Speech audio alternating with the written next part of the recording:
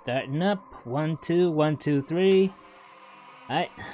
Getting it back in, as I say. Welcome back to the domain of your local quadruple A, the Urashi here. Artist, actor, accountant, anomaly. It is another Freaky Friday, and we are back in Alone in the Dark. Last time we finished the Edward's story through the haunted DeSoto Manor, but we only seen his side of the things that go bumping in the night in this wacky place. There's also another side that we need to explore to get the full picture of what could be going on in this dark manor, and that is through the eyes of Emily Hartwood herself. So, we are going back in, gonna see how it plays a little differently. I think there may be some segments that might be a bit of the same, but we'll play through them just the same. Because it's got me curious on what changes, what new things might be found, and I believe we still need to complete the collection of lanyups, and I believe the game said the only way to actually do that is if we play both sides. So I think what I gotta do is start a new game, and this time when we go forward, we're gonna choose Emily to move forward with. So without further ado, let's continue back in Alone in the Dark. And I'll use the same settings as before. Previous autosave will be deleted, that's fine. I think I saved so I can go back anytime I want if I wanted to.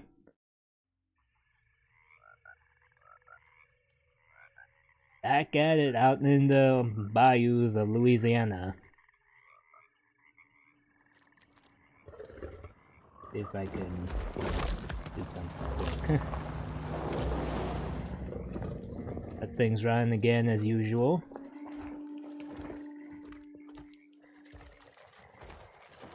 I think that was an alligator, if I remember correctly. Alligators have like slender snouts. Crocs have very more wider maws. So, your uncle, what's wrong with him? He's possessed. As in the devil? Something like that. He says a dark man is following him, watching him at all times. What do you make of it? It's nonsense, of course, but I'd be lying if I said it didn't bother me. You see, it runs in my family. Possession? No, detective. Deteriorating melancholy. Practically every member of the Hartwood family is driven mad before they grow old. Imbalanced hormones, that's what I attributed it to. But Jeremy didn't kill himself. Is that why he's at your setup? Despite being convinced that he is truly possessed, he decided to put his last chips on Dr. Gray and his psychoanalysis, figuring he might stumble upon some cure.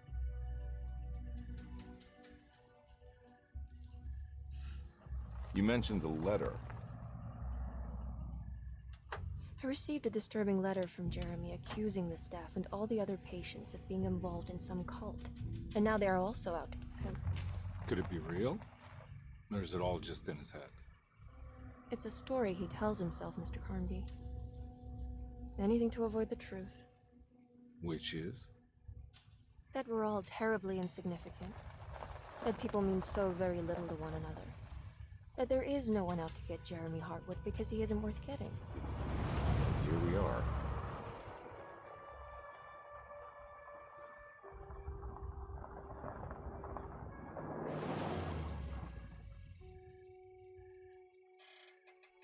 My uncle's not well, Mr. Carnby. I want to make sure he's all right. Then what's my part in this? You couldn't get a cab? I just wouldn't feel safe going alone.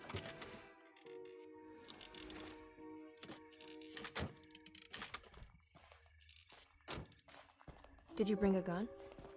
Yeah. You think it'll actually come to that? No. But you might need to wave it around depending on how agreeable the staff will be. What exactly are we gonna do when we find Jeremy? I don't know. Let's just find him first.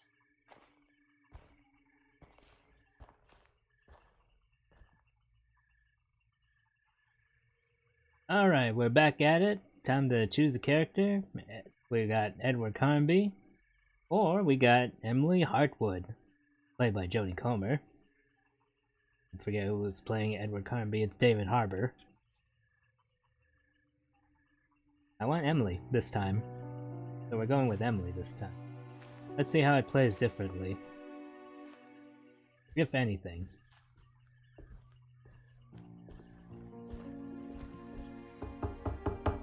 Hello? It's so quiet. Where is everyone? It's a big place. Maybe they're on the other side of the house. Stay here. I'll have a look.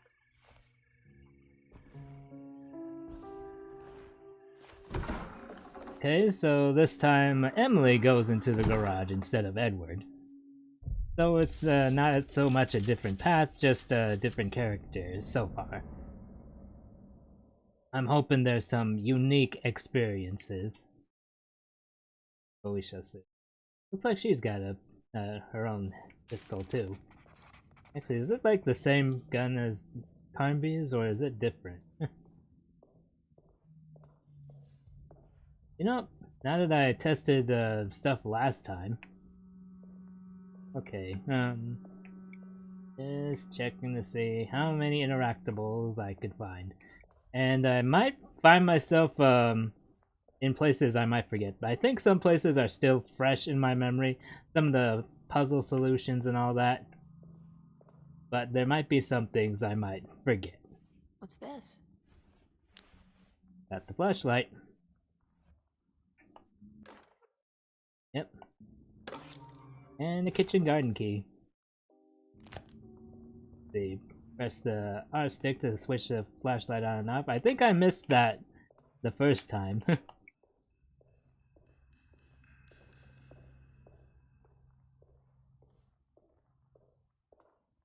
Let's see. An outbound motor, I think? Looks very dilapidated. Alright. Wonder if I've missed anything else.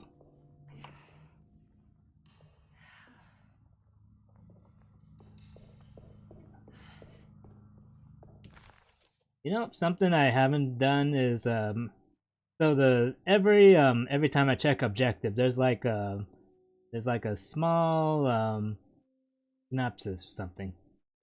Long engagement. What's this? When I get back, John Marcus, 1918. Is I'm guessing Emily is engaged. Surprised by her own reckless decision, Emily found herself breaking into Desetto. She mulled over how to present her story in case she got caught, but couldn't think of anything that sounded convincing. She wasn't much of a fast talker. Best to find a way to open the front door and let Detective Carnby inside so he can handle the situation. Yep, we gotta let Carnby in this time around.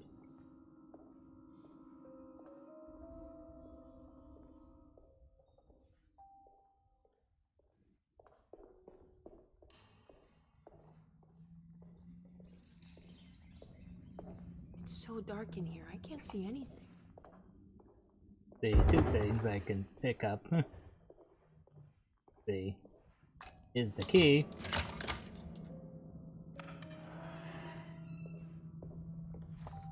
Thing in the box.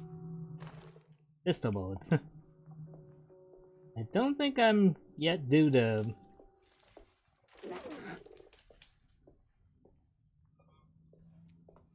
find anything. You know, I think last time I remembered seeing a cat in there, and it didn't occur to me to try using the flashlight to see if anything can happen. See, okay, I'm pretty sure I can't open this right now. I don't think I'll be able to get in there. Yeah, it won't be. We won't be allowed to get in there until later. Let's see. Oh, let me see something. Okay, so Lanyeps are still, so they're carried over. We just need to find the rest of the stuff. Let's see, what's not complete? The goat without horns. All the world's a stage. Dying with dignity. And the Hartwood curse. That should be the only things remaining. Unlocks a hidden memory in the attic. That might be interesting. And with the thing unlocked, I wonder how soon we get the shotgun. Now that we got the lanyards for it. See. Can I spot anything while I'm around here, per se? Might be something. Might be referring to something interactable behind those doors. That's probably what that circle's there for. See, the greenhouse door. Can I look down here, perchance? Yes, I can still look down here. I forget, is that a lighter or something, or what?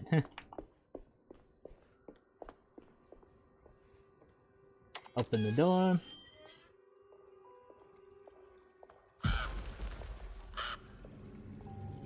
This must be older than Dersetto. They've built the house around it. Looks like it. See if we can spot anything different here. Something around the corner here. Couple of things here and there. What's in here? The housekeeper's key. Okay, that's not a unique one. Wonder when I'm gonna start finding like lanyards that are unique to Emily. Another box here, probably has supplies in it. A drink. You know, I noticed looking at the UI, Emily's drink, the drink logo is like a different type of flask. Looks like a glass bottle. Like, well, I'm pretty sure Carnby had like the metal flask that we're so used to seeing hardcore detectives toting when they need a swig of something after something devastatingly eerie. I'll just take this. Yeah, gonna take as many drinks as I can.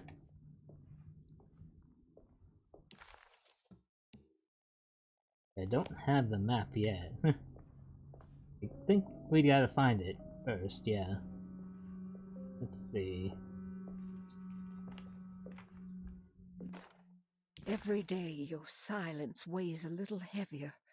It's been a difficult year for everyone, and many have lost all hope. I read in the papers about people suffering.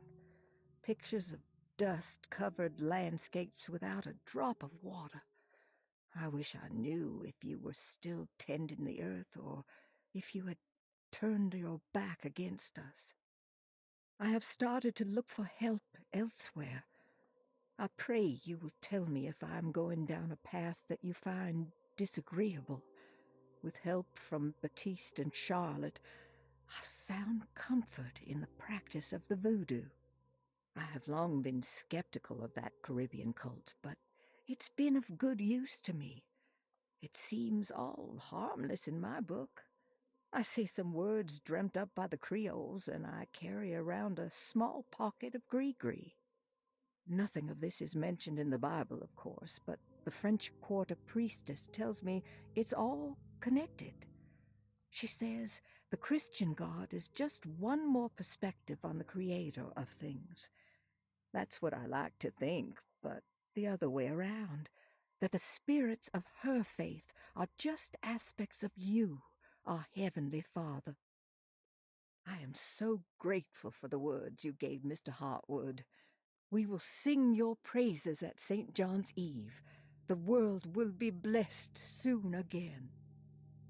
Only the sacrifices of the Old Testament compare to your demands. Let it be the truth. A mother of earth, wood, and dirt. A mother of 1,000 young. Sacred sand, $1. Black cat oil, $1.50. Devil shoestrings, a quarter. That makes $2.75, madame. What was that you were telling the doctor? A goat without horns. What does that mean? Ah, you must have misheard me, madame. I said no such thing. Please. I know I don't look like any of you, but I'm devout. I'm ready to do what it takes.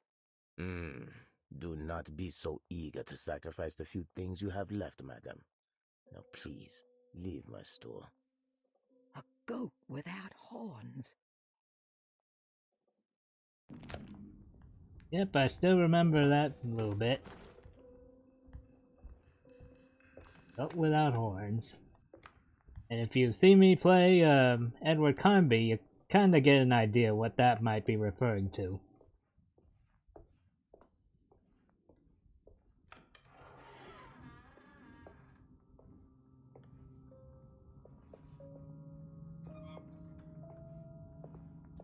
Buddy in?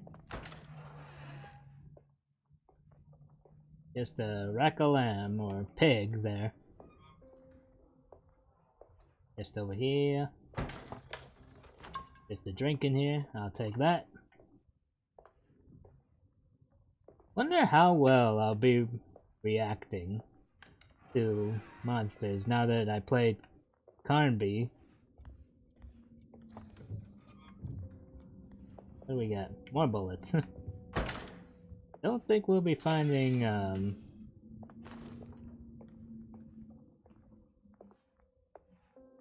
don't think we'll be finding lanyups just yet. I'm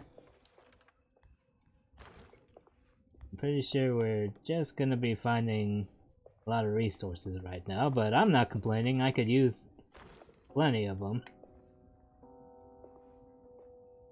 Since I'm like a lousy shot. It's sometimes hard to be sure if the headshots actually work. See, any map down here per se?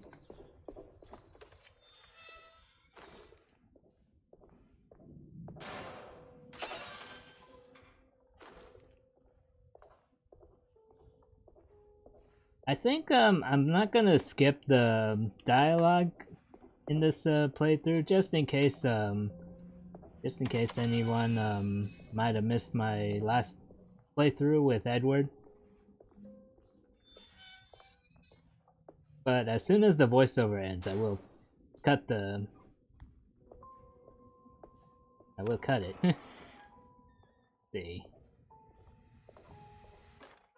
Please do not touch the boiler. It is working after all.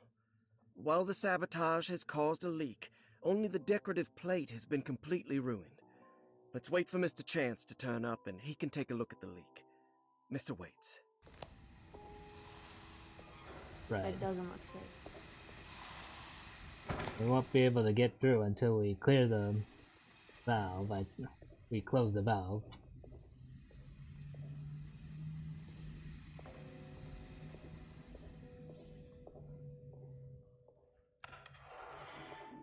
Alright, I think I found everything down here for now. I forget how soon I'd find the map to this place. See, this is bolted shut, I think. Yep.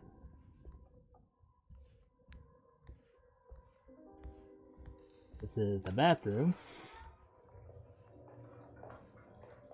Let's see. What was it again? Marvelous science.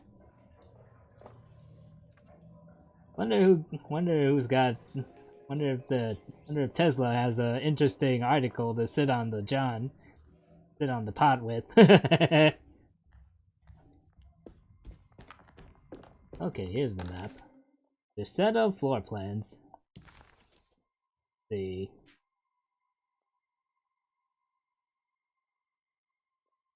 Right, border.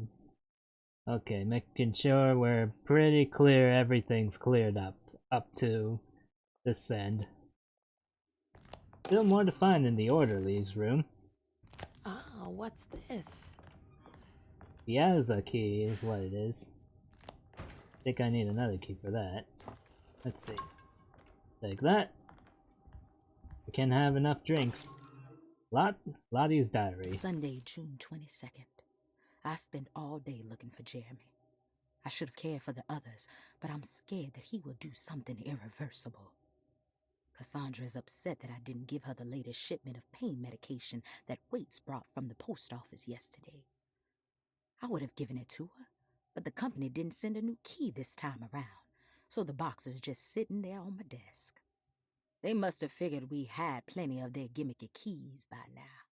I only remember seeing one lately. Grace was playing with it inside the grand parlor. Unless it turns up by itself, it will have to wait. I have to figure out where Jeremy is. I think Jack knew something.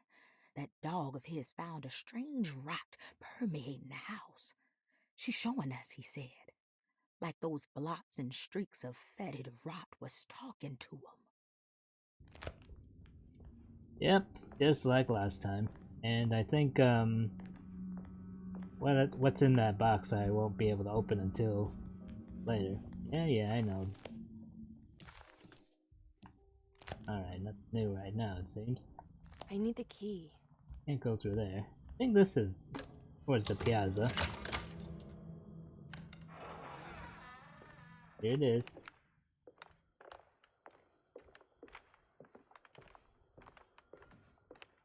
I think there should be like a ladder close to this spot, but probably can't get it until later.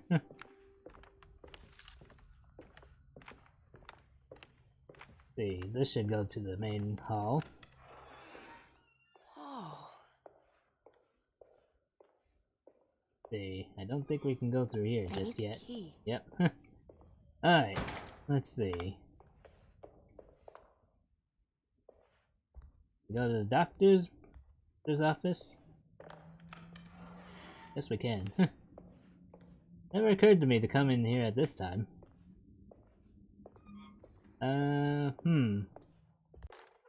The Picayune Post. The Great Depression. President Hoover raises tariffs on over 20,000 imported goods in an act to protect American labor. Following the collapse of the Wall Street stock market on October 24 last year, American industry has suffered greatly. Thousands of companies have gone bankrupt and left a large part of the American workforce unemployed. In an attempt to turn the tide, the Smoot-Hawley Tariff Act has been signed by President Herbert Hoover. By regulating commerce with foreign countries, the government hopes to encourage the industries of the United States to compete with cheap foreign imports. Superstition on rise. New Orleans voodoo stores and spiritual mediums see increased profit during troubled times. While the market has faced hard times ever since Black Thursday of last year, voodoo doctors and snake charmers see significant rise in number of customers. With the coming Eve of St. John on the 23rd, the police expect increased cult activity around Bayou St. John, the southern shore of Lake Pontchartrain. Voodoo rituals in that area on the Eve of St. John have a long tradition reaching back to the first snake worshippers brought as slaves from West Africa. During the 19th century, its practice was popularized by the legendary Marie Laveau and has since been embraced by many of the Creoles and the surviving aristocracy of the French Quarter. Author seeks asylum. Rumors regarding author Cassandra Beauregard making Derceto her home verified. Derceto Hospital is an old plantation building on the eastern shores of Lake Pontchartrain. While often considered an asylum for the insane, residing Dr. Elmore Lee Gray prefers to think of it as a convalescent home, a place where you can go to rest. The patient list is kept secret, but thought to include many of the black sheep of wealthy families, because at Derceto, treatment does not come for free.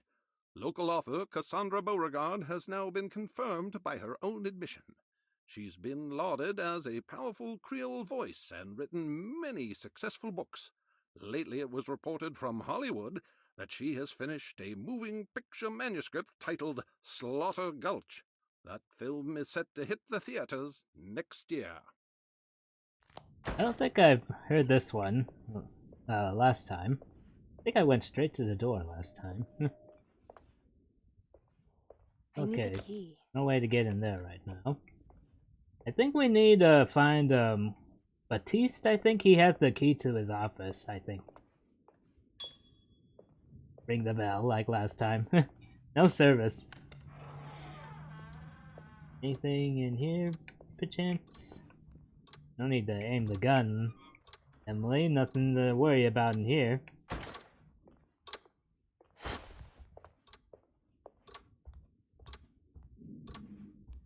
Alright, maybe nothing right now. Let's get out. You know, I think, I mean, I know the place around. I probably will play these sessions a little longer with Emily as opposed to what I had done with Edward. Alright, opening the door right away, looks like. Wait, don't. McCaffrey. Excuse me? Hello again. Do you know where I can find Jeremy Hartwood? Of course not. McCarthy, what are you doing? I told you not to lose sight of the girl. Don't you worry, Mags. I'll find that little rascal. Who are you people? What are you doing here? I'm sorry about all this, but I'm looking for my uncle. His name is Jeremy Hartwood. What are you doing, child? You shouldn't be alone. Go find McCarthy. Who are you? Are you here for the Fay Dodo? Go upstairs now. My name is Emily Hartwood. I'm the niece of Jeremy Hartwood. I think this is a little different from last time. I think The police? Emily was up Why the are you stairs here? last time. No, I'm a private investigator. Sorry to bother you. My client's worried about her uncle. He's a patient here at Derceto. If you don't mind, could you direct us where to find him? No, I can't. Jeremy has gone missing. If you leave your information, I will make sure to contact you. Wait, he ran away? No, he won't leave the house. He's around here somewhere, and both of our orderlies are looking for him. That's unacceptable. Where's Dr. Gray? I want to speak with him immediately. Fine, I'll ask him. Wait here and don't touch anything.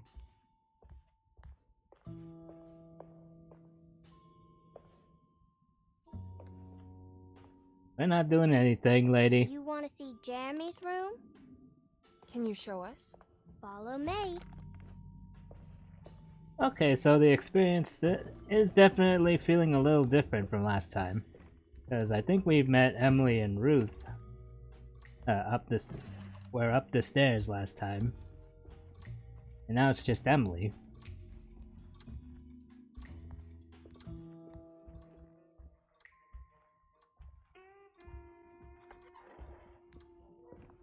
Thank you.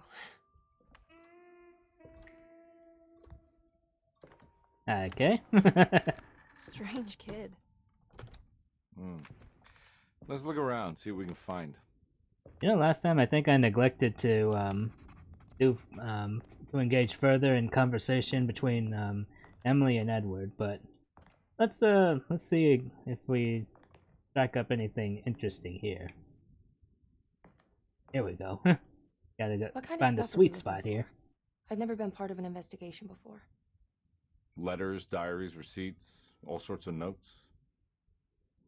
Is that it? Oh no, there's still more dialogue to engage in. I've read about police analyzing teeth marks and blood samples and fingerprints to find criminals. Is that something you can do? No, that sounds more like the way the Bureau of Investigation does things. But, you know, if you do find teeth or blood, it's still worth mentioning. FBI. So they got a different way of working than your run-of-the-mill PIs. Like yours We truly. should talk to Dr. Gray when we're done here. He's the one who runs the hospital. He must know something about what's happened. Yeah, I just want to get a feel of what we're dealing with here first. Of course. Right. Let's see. I think that's about it. I think during these moments you only get like 3 pieces of dialogue at a time. See, it's the commonplace book. Every night the dark man stands opaque at the threshold of my room. counting the days until my spirit spills out of my tired shape. Only his pallid mask shelters my remaining sanity.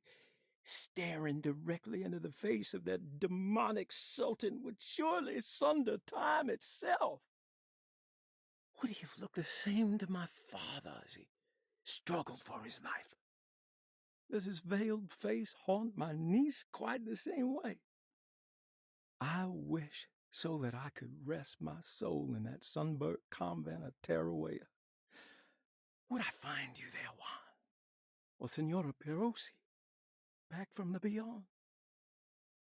Every night I hide from him, moving from one misshapen memory to another. Scenes conjured out of fantasy and delirium. Places I struggle to even paint. I wish I understood your death, Senora. Is there anything I could do for you but bury you in that bleak necropolis? That triumphant chapel rising above the ledges and the oven vaults shall be your sepulchre, where you may rest, and I shall weep. Alright, next page. How did you first come to understand such things, Senora? How did you know that the battered boil in the basement would lead me to Lafayette Cemetery? Or how the old upstairs clock, with its astronomical motifs, would take me to that hateful mound outside of Claremont Harbor? Those are my memories, my past. Is there perhaps a chance, if ever so small, for me to see Tarawea? Oh, I want that more than anything. Please, let my talisman take me there. Let me sit with Juan under his Bodhi tree. Despite having sold me that talisman, Miss Jackson, the voodoo priestess, revealed none of her secrets to me. That's why I had to travel to Tonka. Instead, she cruelly told Baptiste, my caretaker, that he would be betrayed and killed in the most awful way, that the one he loved would pierce his thigh with a sharp spear, and that he would be devoured by his own mother. What a terrible thing to say. Alright. The people of Deseto are becoming dangerous. They do not understand what they are doing. I must do something to stop them. I tried talking to Dr. Gray, but he confuses my worries. He's caught up in treating me. How can he expect evil to be cured with medicine and conversation? The orderlies, the housekeeper, and the patients are all deranged. They will call upon evil to enter this world. All will be lost. Everything. Unless I can find the clerk, Mr. Waite. He seems to be a clear-thinking man. Maybe Beauregard. You know, I don't think we found Waits last time. Wonder if Emily's gonna find him this time. The dark man offered me a prison, and I accepted. I signed that miscarried contract and entered the dark pact. Everyone is safe, except for me. Yep, I got all the clues again, and there's a tile for the box. Let's see. Anything else around here to take note of? I know I won't be able to open that steamer trunk until a while later.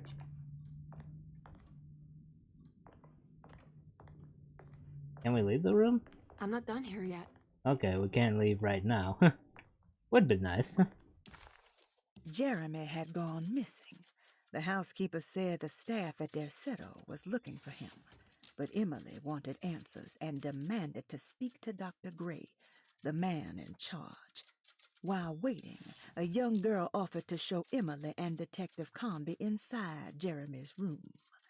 The perfect opportunity to look for clues regarding Jeremy's disappearance. Alright, let's see. Alright, nothing to do but open the box. Alright. This is a pretty simple puzzle. What do we got?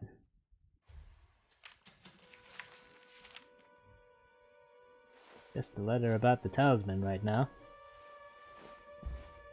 Have you ever seen anything like this? Looks like a talisman. You mean like this one?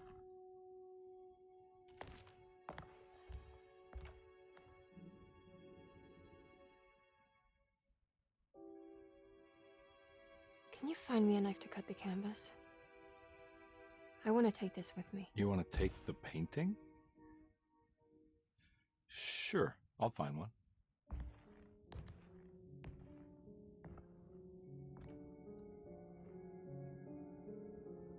Oh boy.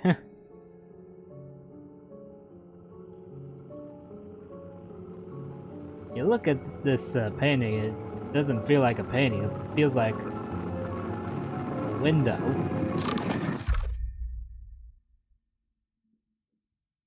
I found this tube as well. Should keep it safe for you. Do you want to carry it, or should I? Miss Hartwood? Emily? I'll take it. Thank you. We're done here, right? I'm not sure. I don't know how to do any of this. Listen, I think we should talk to Dr. Gray. He must know something about what's going on around here. Okay. Let's do that. Alright. Wonder how this is gonna play out. Come on, I don't want to be here all night.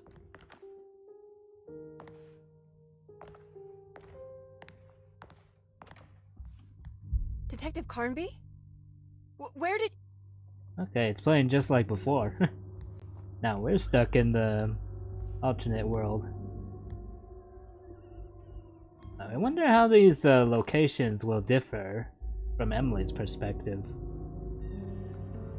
Because in Carnby's perspective, these locations all had like significant tie-ins to his past. What is this place?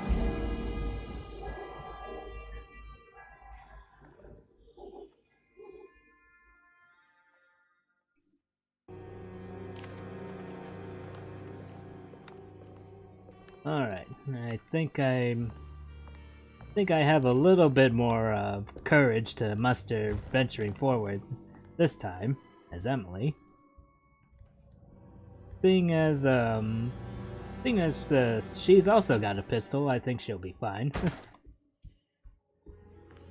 Just gotta make sure there's nothing to miss. Hopefully nothing new just turned up in the room. No, there's something over there. That box there before. Well, if it were or not, I got bullets on me. I've got myself armed and dangerous. Look out, you creatures! I'm ready for ya. I've got ammo and I got liquid courage.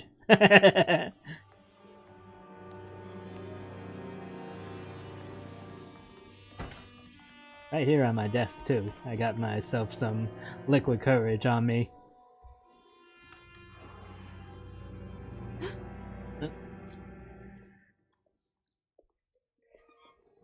Hit from here.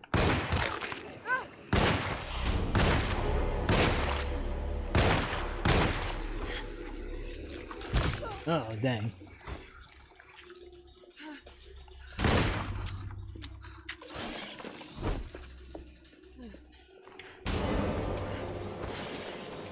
Just keep dodging. Oh dang, I think there's another one over there. Oh yeah, there's two of them.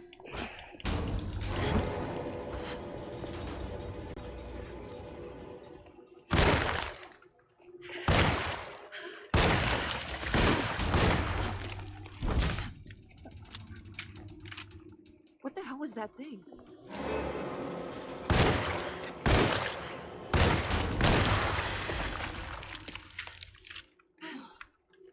Okay, something else just occurred to me. Emily has a faster reload. I guess it's cause the gun. I think she's got a faster reload cause it's it's not a revolver, she's got like a semi-auto.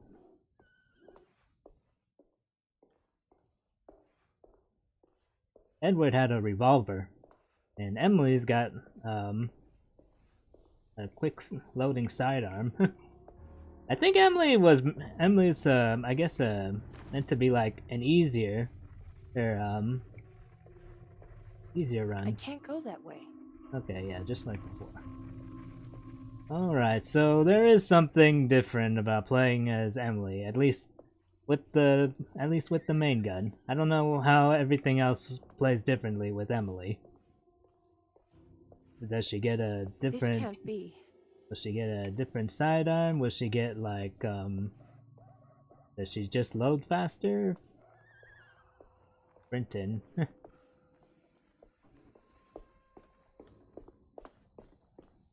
Anybody home? Hello?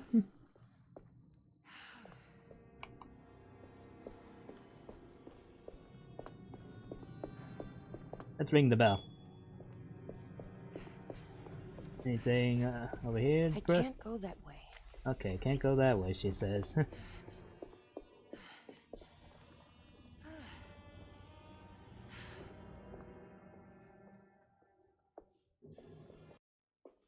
The John the Conqueror, I think this place is called. It's like a gree shop, I think.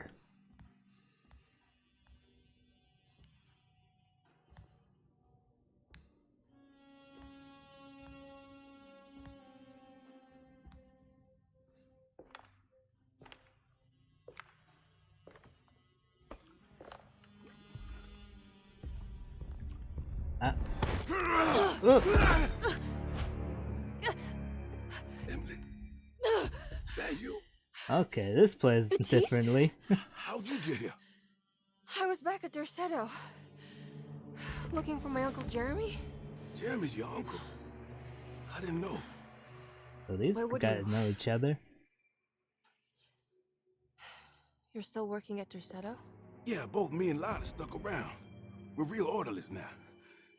You remember my sister Lotta, don't you? What happened, Batiste? How are we here? You know about the dark man haunting your uncle? I'm familiar with his mental state. I think we all in his head somehow. Because these streets are real, but they're not like on any map. Nah, this is like when you remember something, but in the wrong way. Do you know how to get back to Derceto? I'm not safe here. Truer words have yet been spoken, Mrs. Marcus. Don't call me that. It's Miss Emily Hartwood. There's no reason to call me anything else. I'm sorry, Miss Emily. I'm just trying to tell you like it is. This place ain't safe for no one. There's evil hiding in the dark. How do I get back? Only Jeremy knows how. He has this juju necklace guiding him. You mean this talisman? Mm-hmm. Just like it. He says it's been protecting him ever since he got it from Miss Jackson down the street. You know where it came from? Have you been there? I was there no more than 1 hour ago looking for Jeremy. Locked it up to keep the ghouls from getting inside. You can have the key if you want. Thank you. I'll take a look. Stay safe, miss. See, just gonna give me the... I just get the... No, I get all the keys. Let's see, 3 keys, 1 that opens Miss Jackson's place, then there are 2 belonging to Derceto, 1 for the clerk office, and 1 for the library. Alright, works for me. And anything of use here? Pistol bullets. More bullets. Anything behind the desk? Just Batiste. How's the hold Are up? you staying here? For a while. Want to see if Jeremy shows up. I'm gonna do it like... Your sister. She also works at Derceto? Yeah, she the one who got us jobs. Alright, I guess we're just making small talk, but hey, talk is talk. Be careful, okay? You said it, miss. Okay, so sounds like the help is a lot more friendlier with Emily than they were with Edward last time. At least that's how it looked last time I played.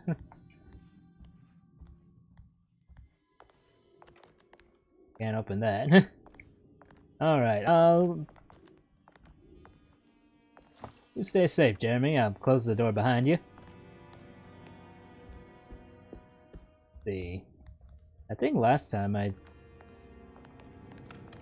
don't remember how far I got, like, during the first play session I did, but, I think I got pretty far, I think.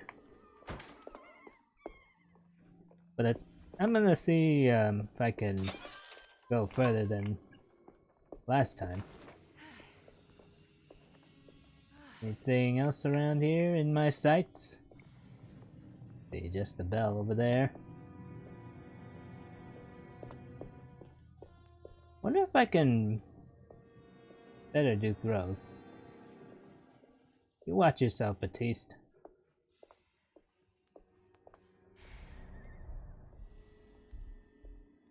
Wonder if I can properly do this part. Now, how do I get this one out of the side? Which way should I throw it?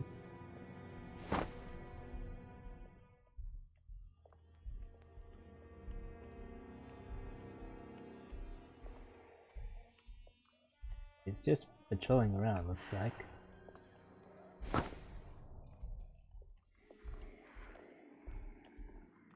Does he see me?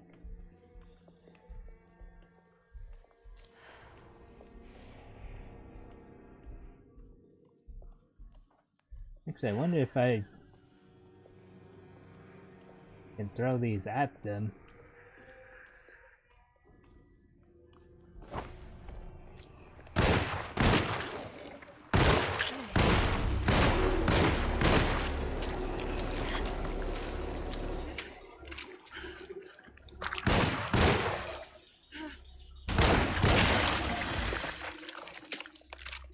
Wasn't quite perfect, but uh-oh. There more around? Oh no, it's just a bang.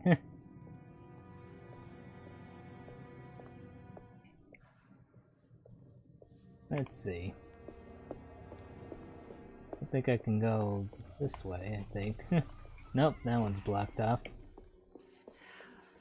This way kinda looks blocked off too. Missed something over here. What was that? Bullets. I'll take them. Can't ever have enough bullets on you. Can't ever have enough drinks either.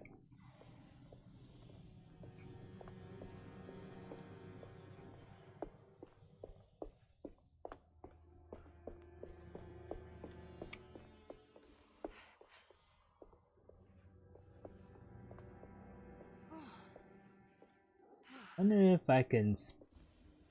I can smack something with this.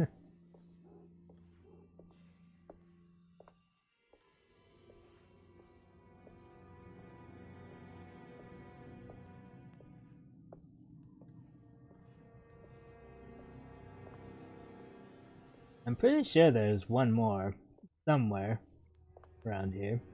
To see if I can catch it off guard or something. I can't go that way.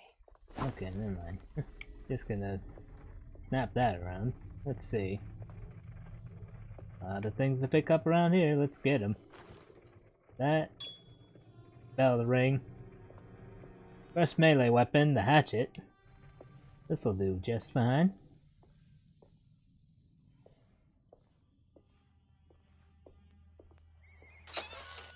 Anything in the waste bin? Some bullets, I'll take that. Thought I saw something over here. A brick. I think we'll use the key here.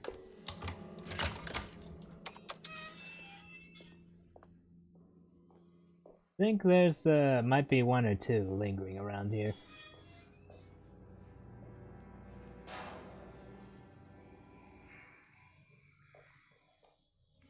Can't see.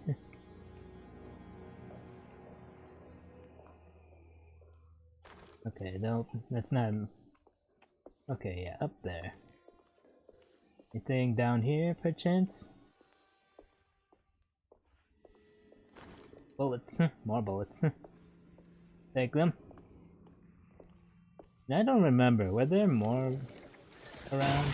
Uh-oh.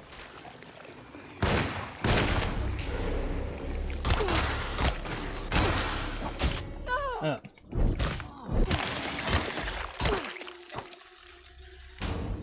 Let's drink up. This thing's ready to snap.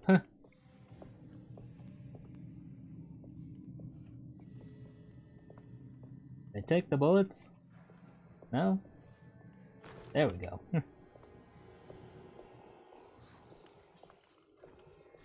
I wonder, can I snipe?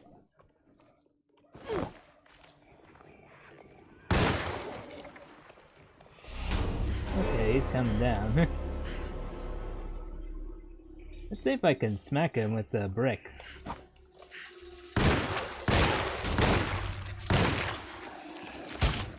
Ah, jeez, he got me. My weapon broke.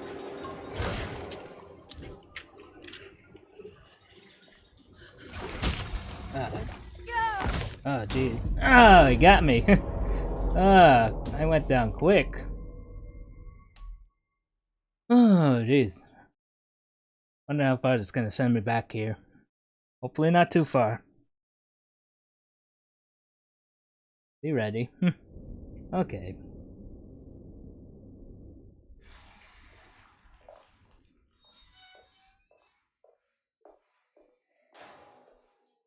I think the thing popped up around here. First enemy. Oh jeez, there it is.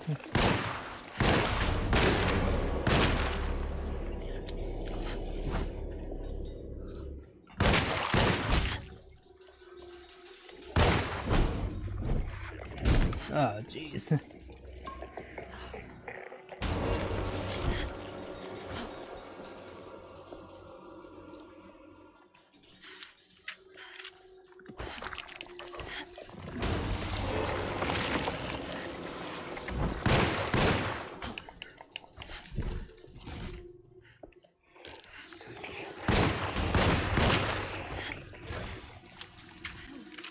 Last 6 shots.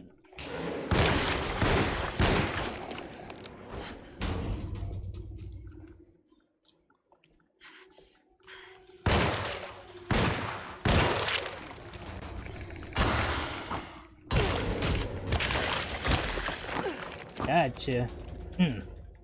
Alright, let's pick everything up. Maybe take another swig too while we're at it. There were a couple around here somewhere. Here we go.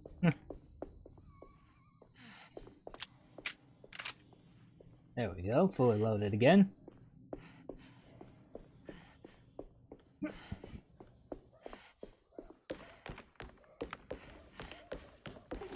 Uh-oh.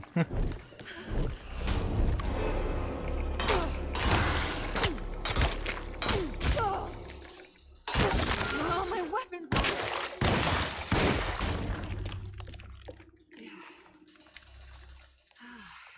Well, that's it. But I think that should be all the enemies around here, if I'm correct.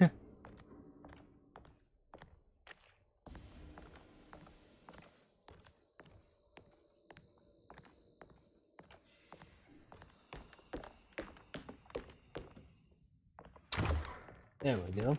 This must be Miss Jackson's place. Let's see if we can find out more about Jeremy's talisman. See, anything around here? Let me check see if the room is open. No, I need a key. Probably not going through there until we see what we got over here. There's the talisman. It looks exactly like Jeremy's talisman.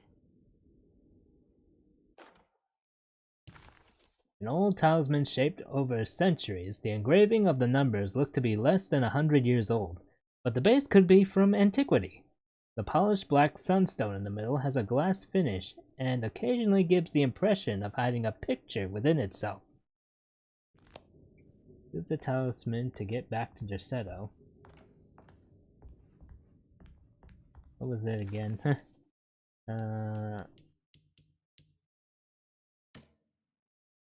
358. I think it's meant to hold the talisman. See, I think I'm not sure what numbers I should use. Maybe there's something in Jeremy's here we go. mark. What's that picture in the glass? Where is that?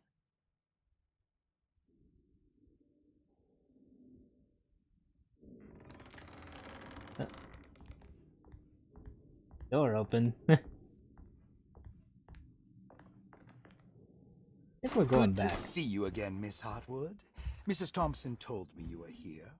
She also alerted me that you brought a detective with you. I'm very curious to hear what this is all about. You don't remember me, do you, Miss Hartwood?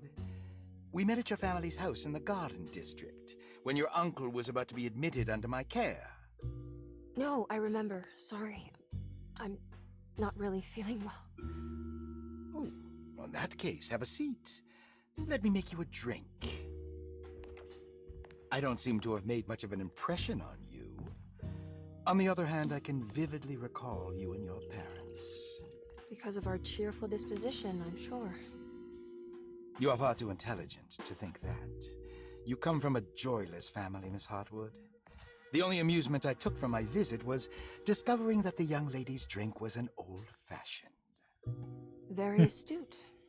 Is that supposed to make you seem attentive or intelligent? Whatever you prefer. What a creep. Are you ready to tell me why you are here, Miss Hartwood? And why you brought a detective? I received a letter from my uncle. He seems certain that he was in danger here. If I find out you're treating him badly, I'll be taking him back with me to New Orleans. Really? Is he going to live with you in your tiny garçonniere? That would be a spectacular way to ratify your spinsterhood. Because you are well aware that your father would never let him back in his house. No, I have it. Maybe you can bring him back up north. You've been wanting to move back for quite a few years, haven't you? You always preferred your mother's side of the family. Jeremy is free to leave with you. I won't object. However, there is one problem, as you might have learned.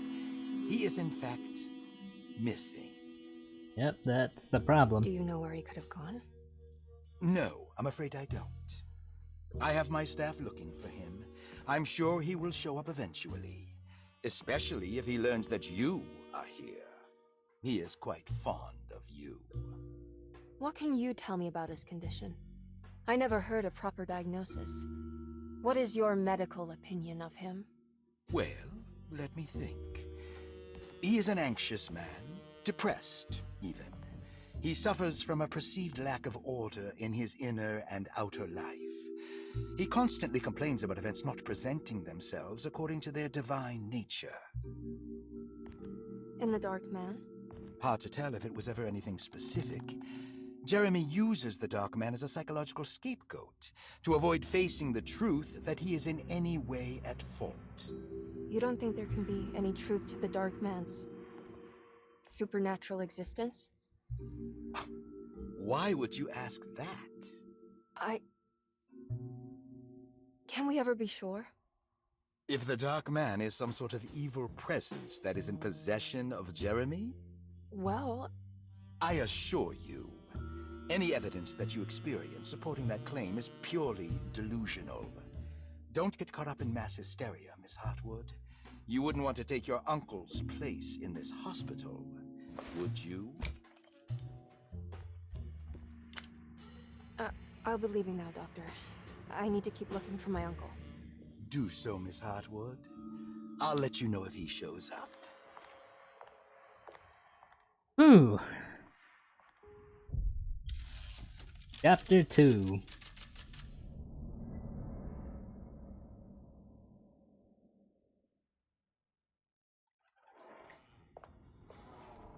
I think we can move through this game pretty quickly. Detective Carnby.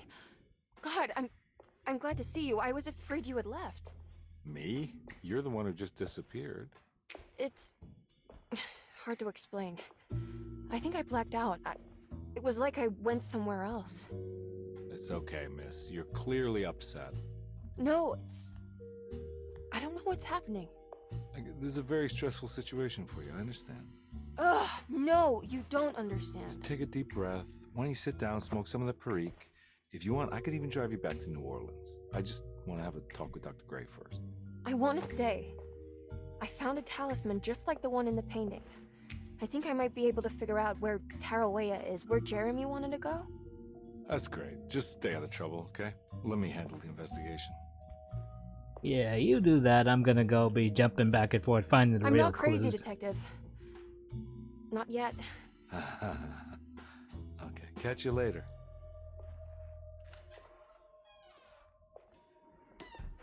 Alright, we're back here. I think last time the first time I went around, I stopped here. If a talisman like this can open up doors between the French Quarter and Derceto, then maybe Jeremy is hiding in some strange other world. Like Tarawea, the place he mentioned in the book. No matter where he is, it's clear that my search won't be limited to Derceto.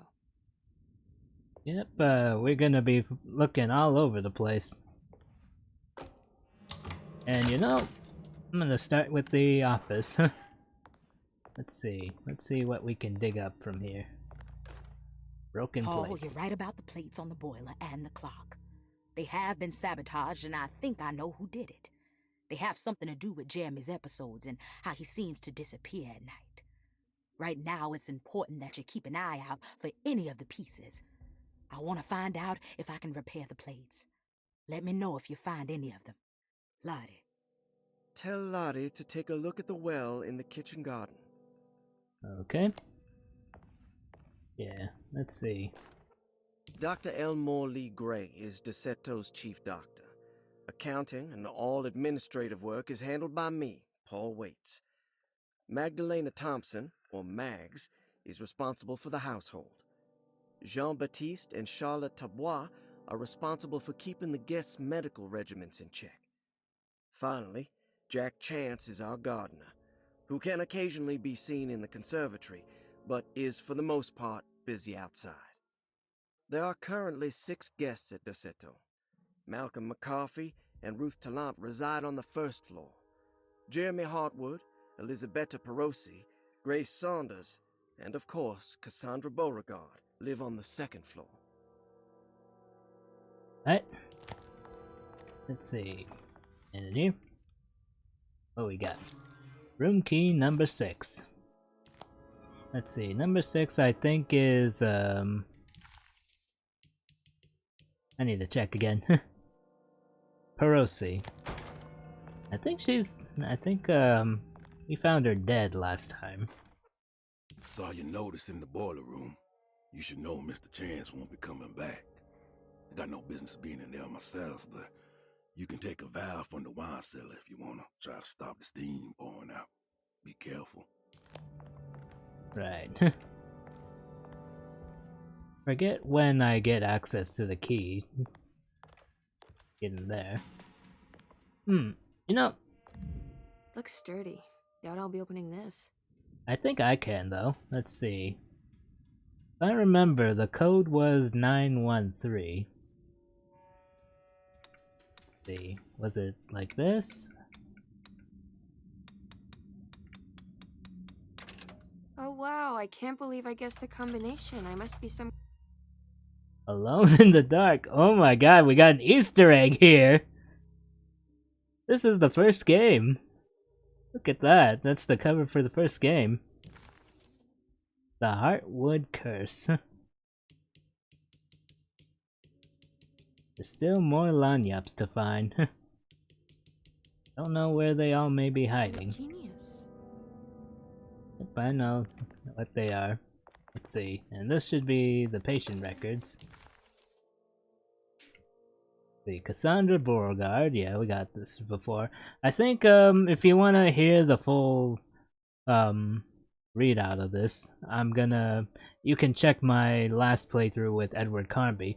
With this one, I think browsing through this stuff, I'm just gonna slowly scroll through this stuff, and then you can read it yourself.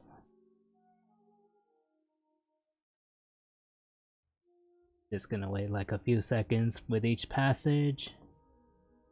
Let's see, I believe Beauregard had like a lot of drugs in her room, and she was in a wheelchair too. Yeah. See, we have Grace Saunders, who's here because her family is well off, and they just want to keep her here just to keep her out of trouble. There's nothing wrong with her, really. Coffrey, I think the first time I met him, it seemed like he was I was under the impression he was like an undercover cop or something.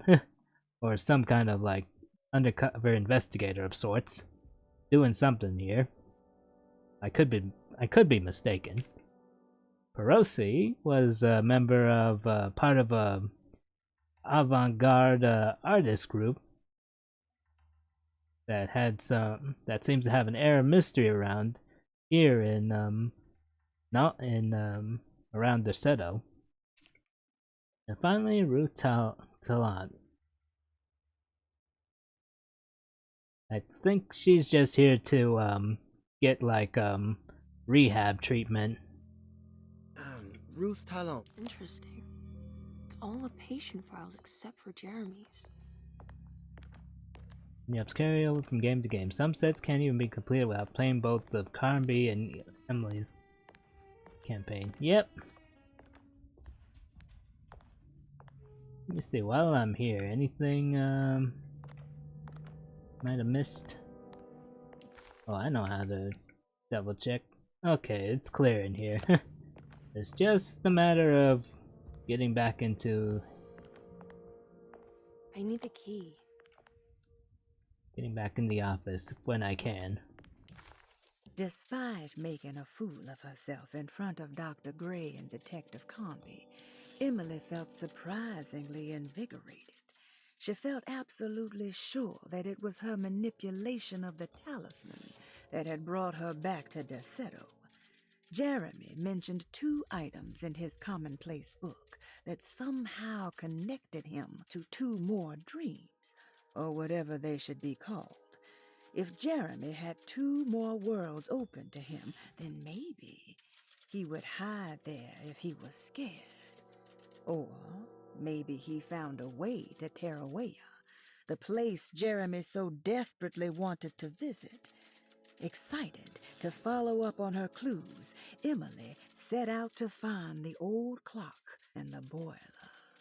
Alright, the objectives are there, just like before. You gotta fix the plates on the clock and the what's it, the boiler. I think the clock is the first one we are able to interact with. And then there's also, we can go into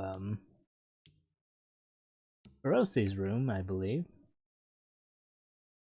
Let's see, but first I think I'm gonna check out the library.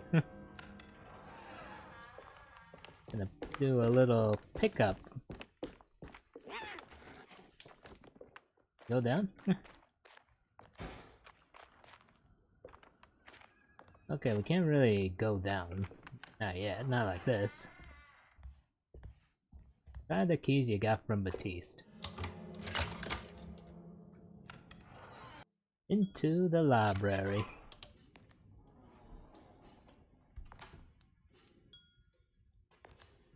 Looks like we're meeting Ruth here.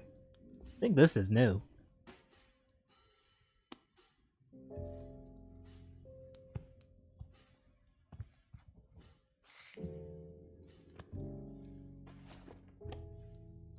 Gonna have yourself a drag there, Emily? Don't mind if you do.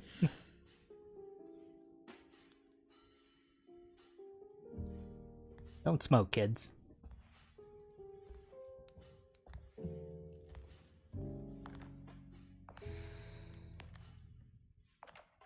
Good evening, Miss Hartwood. That is your name, isn't it? I would be terribly embarrassed if it wasn't. You're right. Emily Hartwood, Jeremy's niece. Nice to meet you. Ruth Talon. Having a nice little girl-to-girl talk. Hot.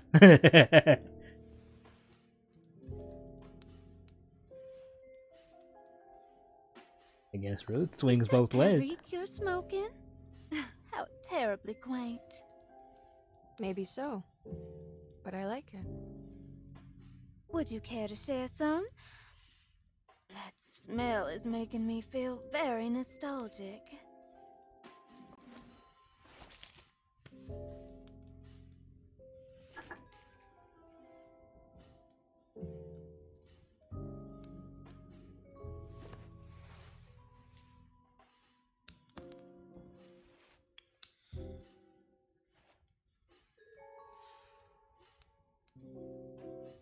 Is it all that you hope for?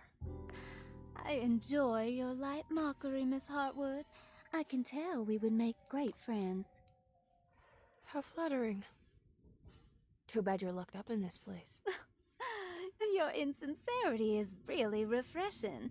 I wish you were mad as I am. Then you could stay. Give it a few years and I might just be. Lunacy is one of my family's few privileges. Oh, good. I'll be looking forward to it.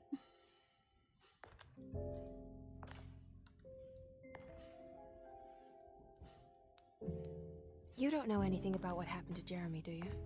Everyone here is really strange, and it's hard to know what to make of anything you hear.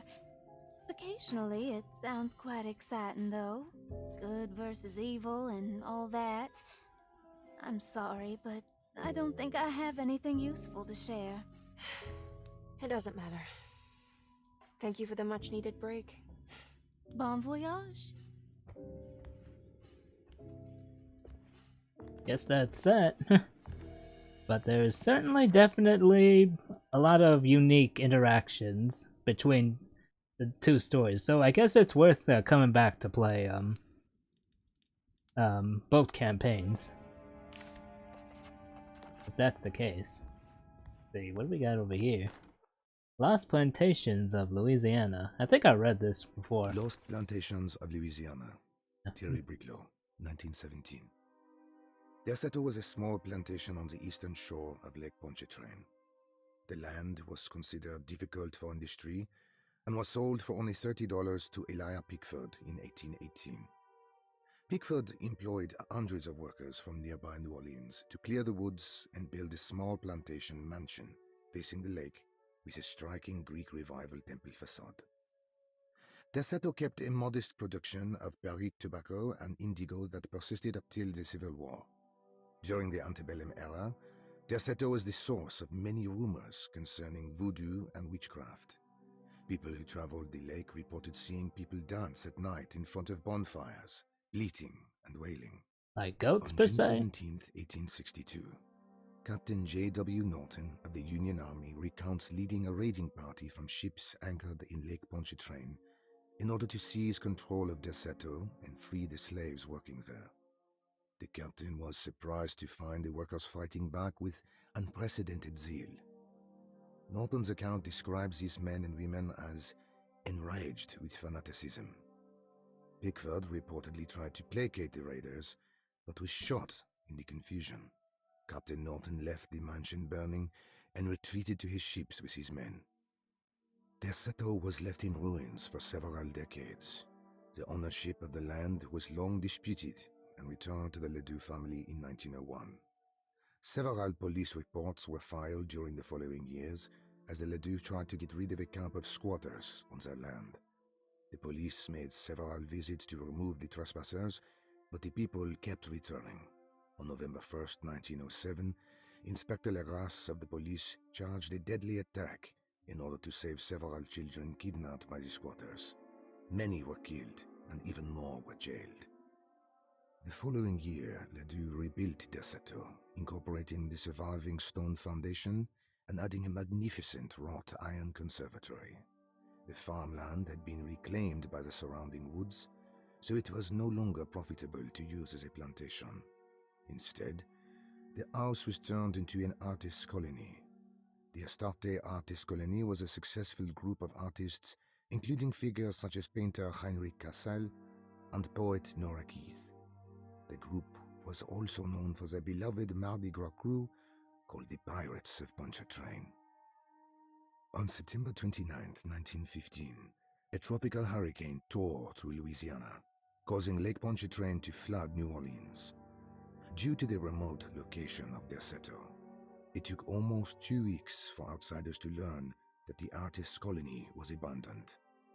The 12 residing artists had all vanished without a trace. The empty mansion of Derceto still stands on the shore of Lake Pontchartrain, with much of its temple facade intact.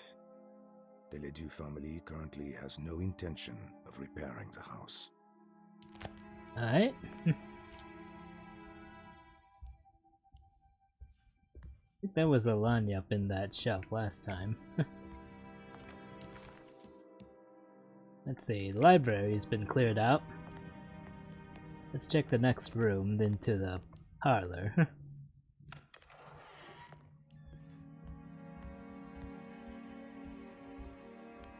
Got the shotgun. Now this'll come in handy. Okay, this doesn't look too different from last time. Can we open the way through? Nope. Oh, nope. Oh shit. Let's get over there fast.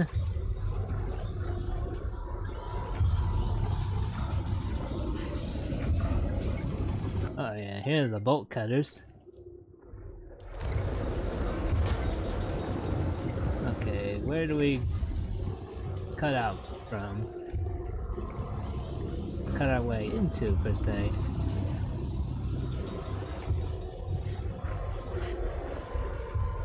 Here we go. Cut it and let's get out of here. Oof. Well, got out of that one. Everything's back to normal. Yep. Okay, there's still much more to find in here, or interact with.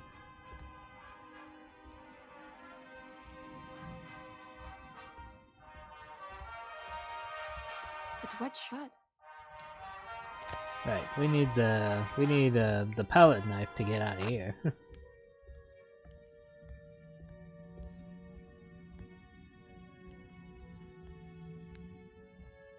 You know, I wonder if I missed something. Not, if I hadn't touched the doors before getting the shotgun or stuff.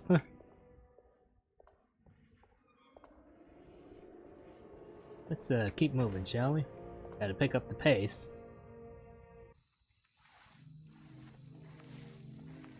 There's the lady again.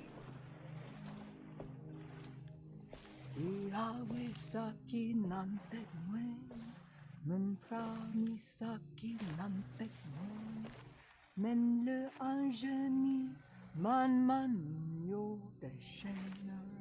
a cat? What are you doing sneaking around? You almost scared me to death. I'm sorry. I didn't mean to disturb your ritual.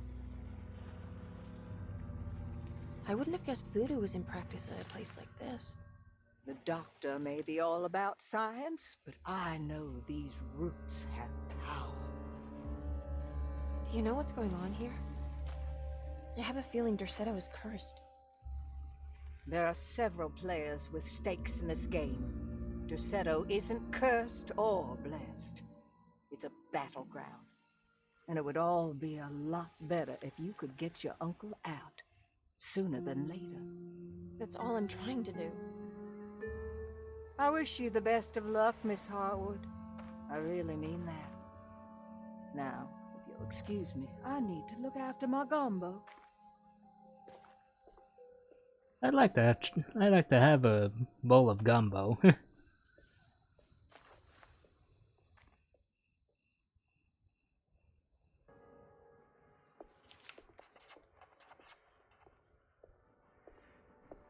Let's move that ladder in place. There we go. Now we got a way back up if we need to. And cut these.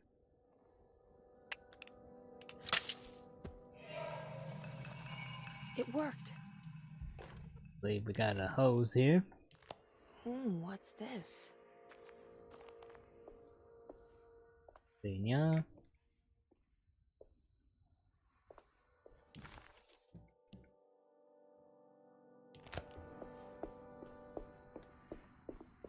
see. What's that?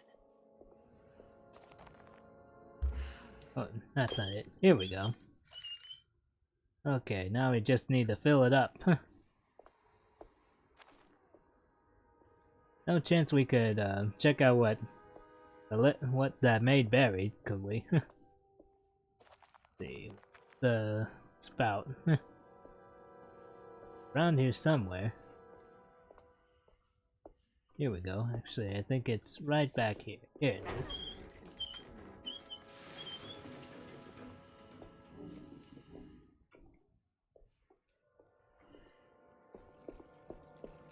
There we go. Check it out. There it is. A broken plate. I think this one's for the one in the clock, not the one in the boiler, if I remember correctly. Let's see, no way back into the, at least not back to the kitchen through the conservatory at least. Not right now, at least. Let's see.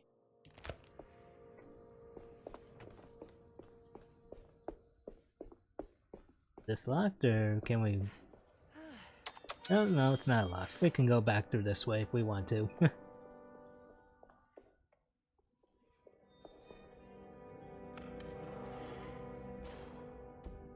Might as well.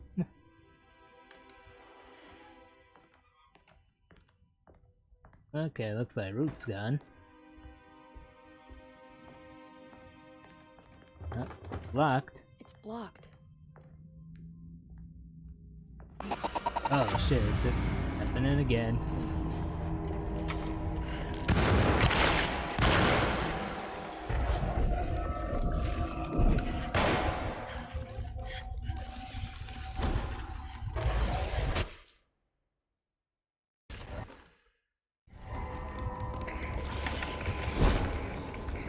Oh jeez.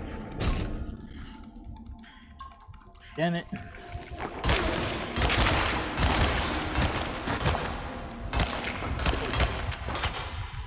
Oh jeez.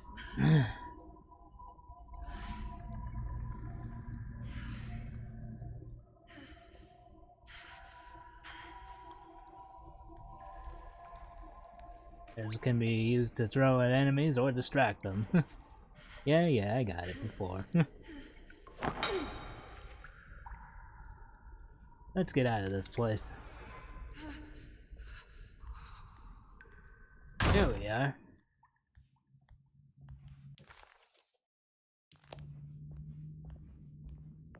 Okay, that wasn't so bad. Not bad. That was awful.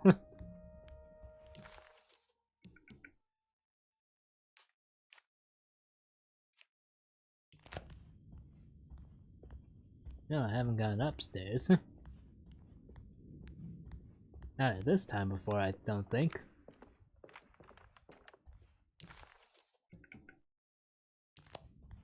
It's wet shut. Yep, we need the palette knife like before. I don't think we can get into his apartment right now. I believe that's a late game thing.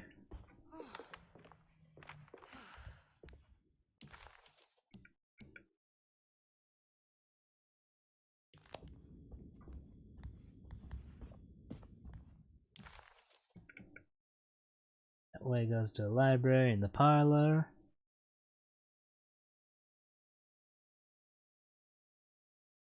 I think it's bolted from the other side, that's right.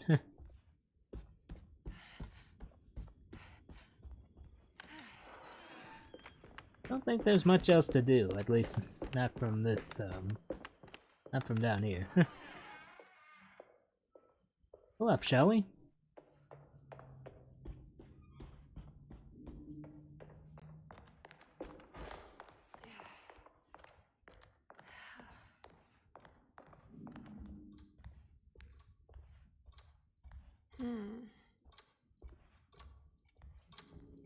What's that stain? Looks like some kind of rot.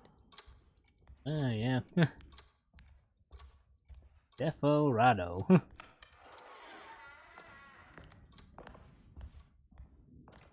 This way locked too? Yeah, it's bolted. No way you could go through there right now. Let's see, Batiste room and Perosi's room. I think we have the key to Perosi's room. Let's go through here, see if we can find some more resources. Plenty of pistol bullets. Place bolted.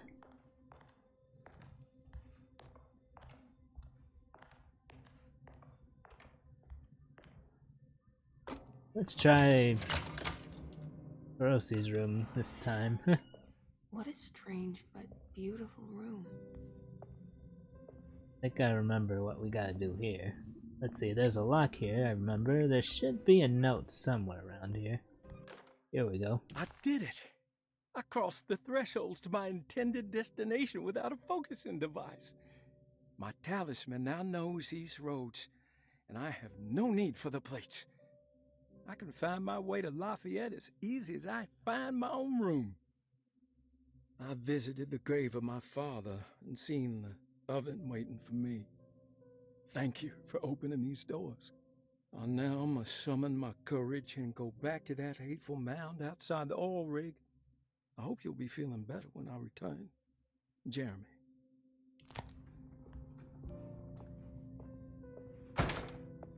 See.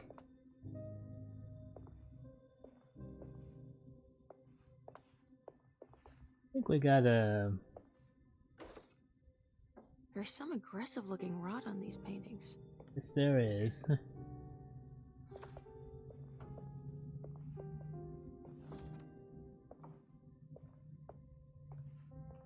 I forget what I'm supposed to do here.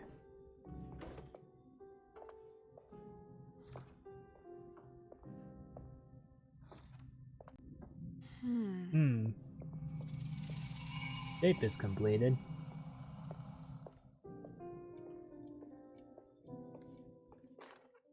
Rosie's journal. Do I need to remember how to get them out again? They are locked up for good reason. I am sure she is still able to whisper the answer in the ears of the wrong people. But not for long. I will see her burned soon enough. That black goat will be sacrificed to put an end to it all. Then it will all be over. No more Derceto, and sadly, no Astarte. Those good pirates of Pontchartrain. May you still sail the lake, until you find the shores of Hali. Okay. Right, this is the same puzzle as before. Let's see. Trying to remember. William Argis, Franklin Mozig, and Nora Keith. And I believe their names are listed here and they have numbers on them. The Astarte artist colony. I'm pretty sure they had a Mardi Gras crew called the Pirates of Pontchartrain when I was a child. Let's see, William Argus is 2, Franklin Mozig is 9, and the last one was Nora Keith? 4? Let me look again. Because those are the names in the sequence.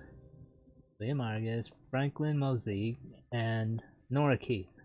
Yeah, so the combination is 294, and I believe, if I remember beforehand, the cipher was in zodiac signs. Let's see. If we assume Aquarius is 1 and Scorpio and Sagittarius are 10, 11 respectively, that would mean it would be Pisces, Libra, Taurus, I believe. Alright. Are these zodiac signs? One should be Pisces, Libra, and Taurus. Nothing to it, just like last time. And another broken piece.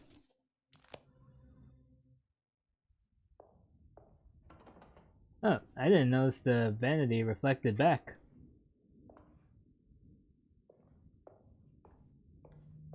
Anything of interest here I might have not noticed beforehand? Nope, it's cleared out like before. Oh, shiz.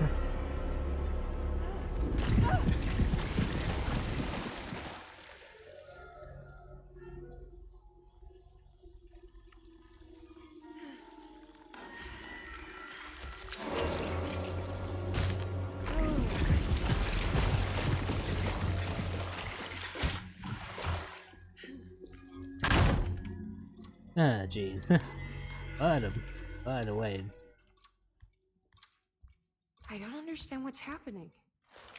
Suddenly, Jeremy's bleak dreamscape devoured Emily, drowning her in dread and darkness, only to moments later spit her out again.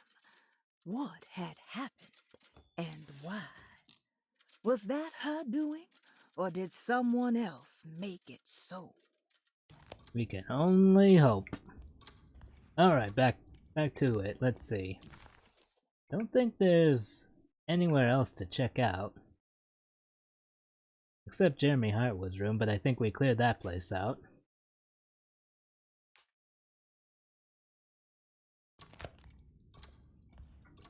I'm gonna check back downstairs.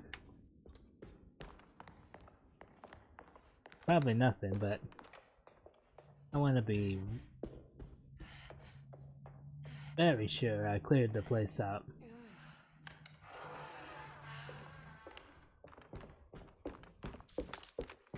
Before I go messing around with these dials.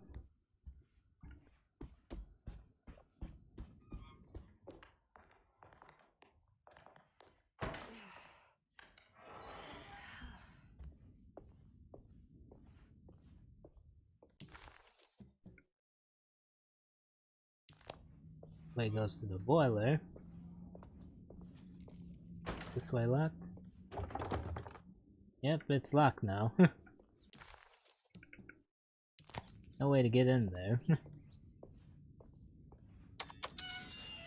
The lady is really preoccupied making that gumbo, or she doesn't want company looking over her shoulder. See how she makes that gumbo.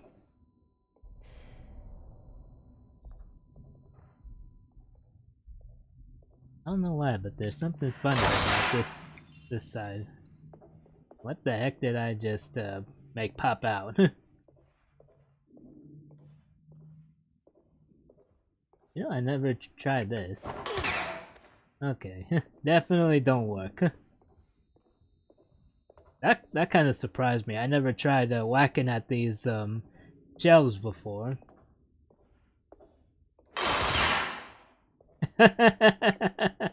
It's a little jarring, but I'm kind of enjoying that these things can be interacted with like this. A little bit. Let's get out of this spot. Don't want to be down here.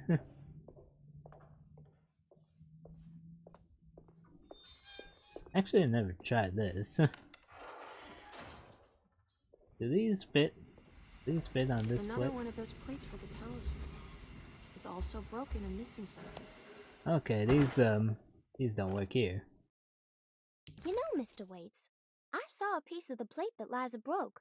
I think she's been hiding them. She's not very good at it. She just chucked it into the little room with all the tools behind the boiler. I left it there. I didn't want to embarrass her by picking it up while she was looking. We went upstairs instead and played backgammon. I let her win, because she's so unhappy. The piece looked like the one on display in Cassandra's room. You know about that one already, right? Or is your eyesight really that fuzzy? I hope you don't feel bad about your glasses. You only look stupid when you squint. Maybe if you had more eyes, you would see these things. I wish you had all the eyes you needed. Your best and favorite guest, Grace.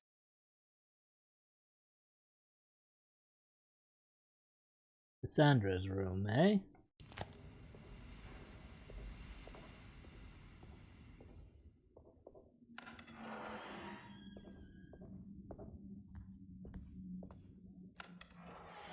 I don't think anything's gonna change until we mess with the plate down there.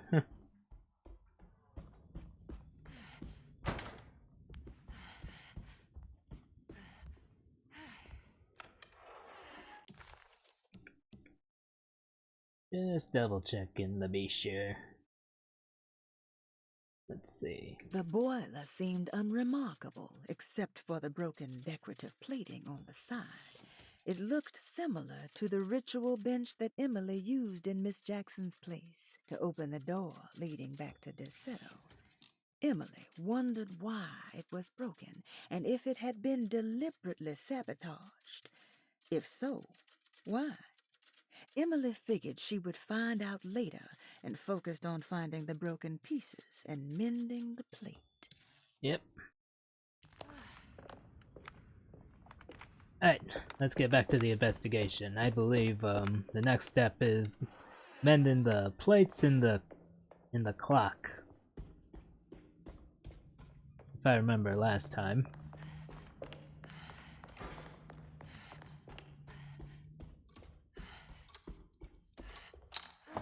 There This it must is. be the clock mentioned in the commonplace book.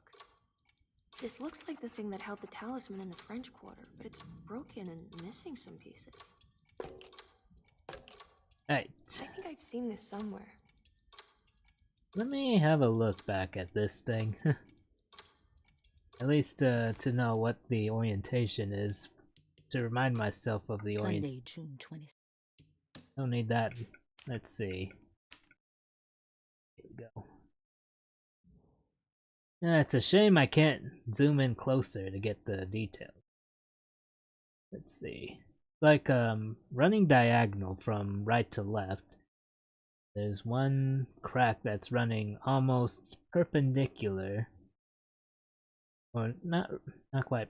It's not quite right. It's like running horizontally from the right to the center, and then another one that runs diagonally but closer to the center from the left. Okay, so I think I know what kind of... Okay, so the center I think we can't move anyway. Let's see. This one goes here, this will be easy to, at least the center. See. That looks right, but that goes there. Let's see. No, actually I might have these one mixed up. No, not. I think it's There was something in the commonplace book about this.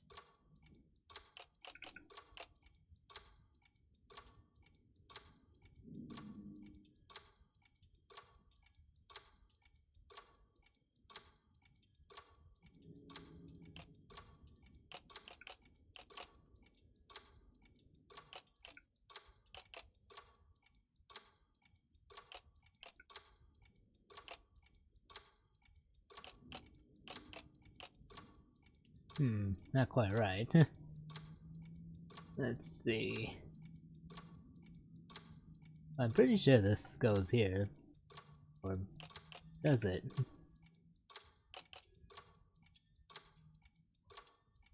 Oh, I'm pretty sure that definitely goes up here. See, it's these corners I think that are probably not aligned correctly.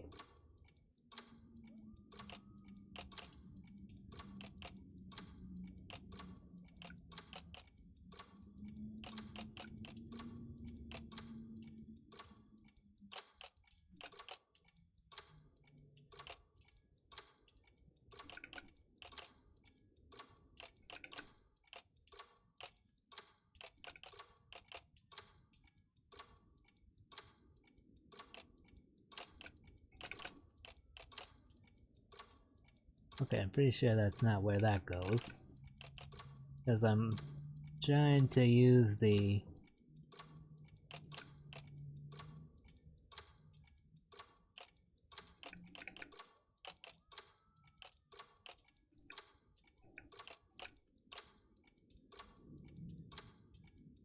A minute. I think this one goes down here. There's like a reddish, a bit of a reddish, hue here. Looks like that's where it goes. Maybe I switch these. And there we go. Did it break? The clock just stopped. What does the clock say? Let's see. The little one says 3. Middle one is highlighted at 4. The big one's highlighted at 6. So I think it's working out in it's 6, 4, 3, I believe. Let's see. 6, 4, 3. There we go. It's showing me something. That's just the hallway outside Jeremy's room, isn't it?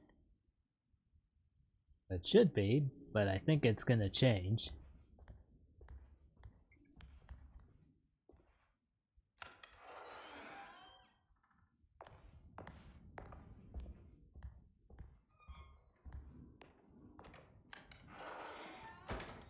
Okay, nothing in Jeremy's room.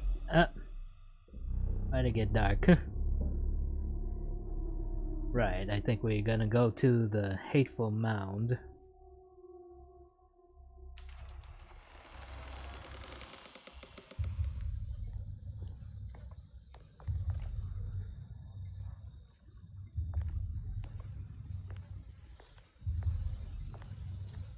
You know, I don't remember if we find lanyards,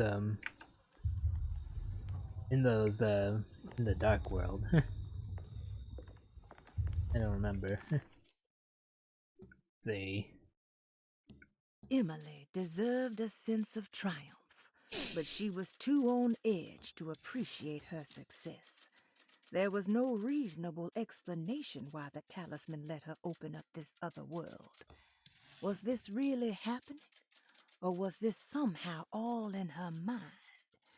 There was no time to question her own sanity. She had to find Jeremy. If he was here, she thought, would she find Jeremy in the Hateful Mound?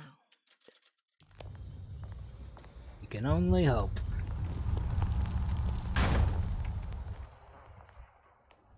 Let's see. I did it. I opened up another dream. No dream, Emily. This is reality. Or this is like a dark mania.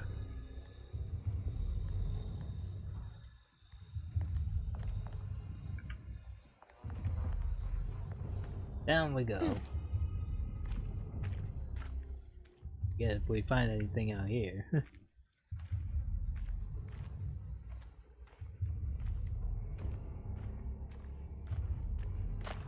Let's keep going, shall we?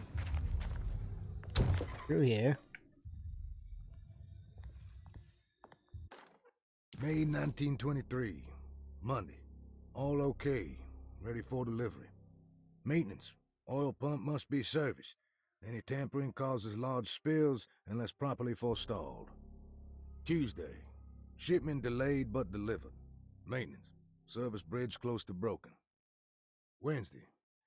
Prospectors reluctantly agreed to show the burial mound to Mr. Hartwood, a painter, who read about our finds in the papers. He means to return tomorrow and try to find a way inside. Thursday. Mr. Hartwood's efforts delayed.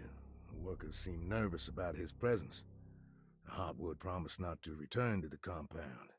Instead, he has taken up an offer by L'Officier, the riverboat captain, who means to pilot him to the site tomorrow morning. Hopefully that's the end. Work can resume. Maintenance. Bridge from the oil tower to the bayou has collapsed. Sabotage suspected. This is the devil that guides us now. Huh.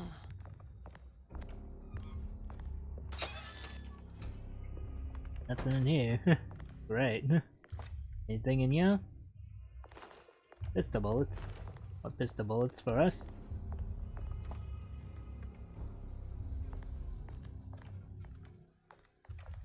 Dang, nothing in there. Shotgun shells for us. Anything else? Just the doors, it seems. I need the key. We need the key. Find the key, find the key, find the very shiny key, find the key, find the key, oh, how happy we'll be. Who wants to sing with me in a round?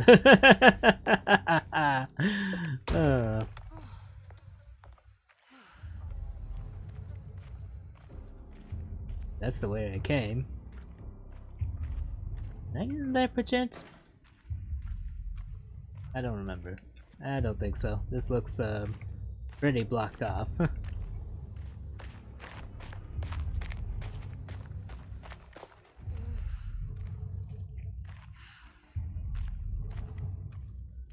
Or step the throw. Or who knows. I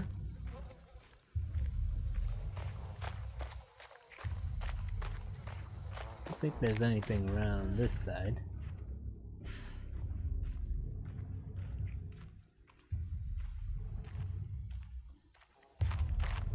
I think the only other place to explore is over here, if I recall correctly. But before I do, I want to check in here just quick.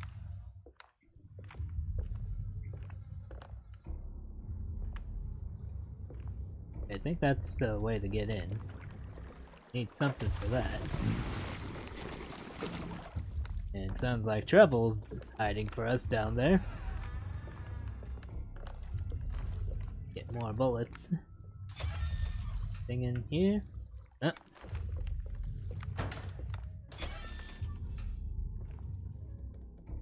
Got jetty key.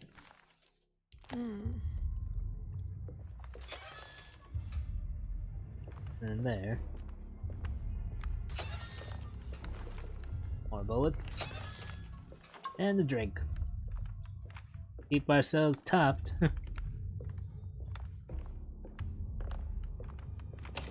Unbolt this.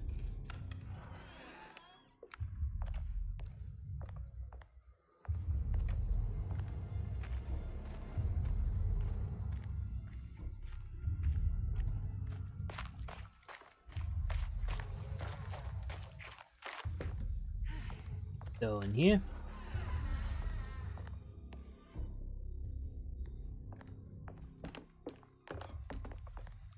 Open up this, I think. Yep, that's it. That's the key. This end. What we got over here? Anything good in the box for us? Bullets. Take plenty of them. Shotgun bullets now. I think that's just a pipe.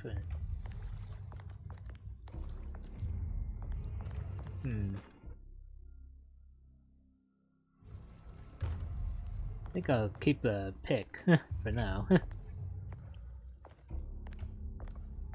See. I think this is for the... Yeah, this is for to here we go. Get the bridge open. Got another drink for us. Ourselves topped on this stuff. Double check and make sure I didn't forget anything in here.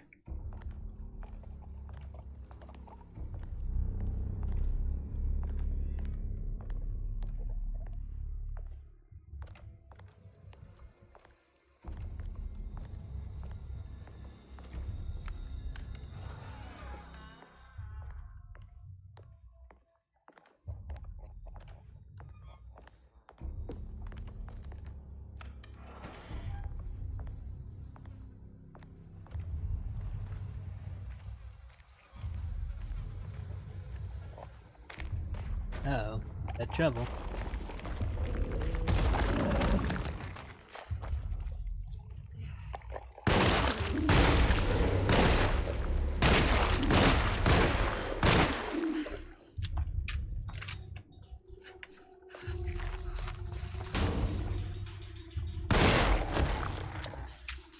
There we go.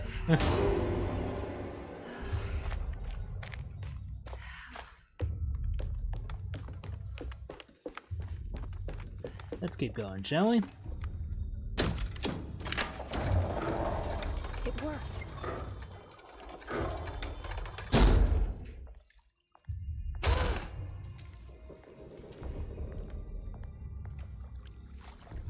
Good to get across.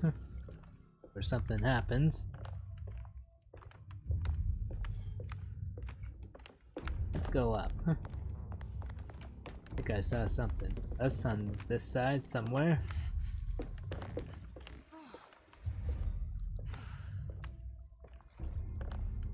It's really hard to tell. See, another pipe for us if we need be, but I think what we'd like more is bullets. We got over here. Another drink. I'll take that. Something over on that side, I think.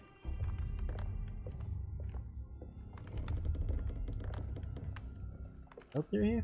Yes, we can. I don't think I went through here last time. See. Oh, this is another lanyap. Discarded pallet. Almost got everything what's here. This?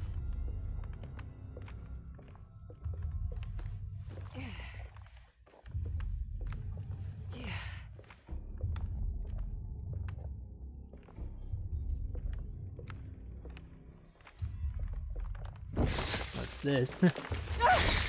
Oh, one of those baddie ones.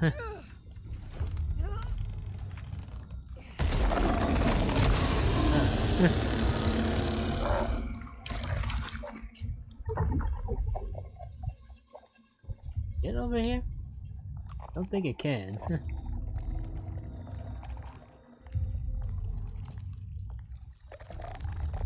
Waiting just to take a bite out of me.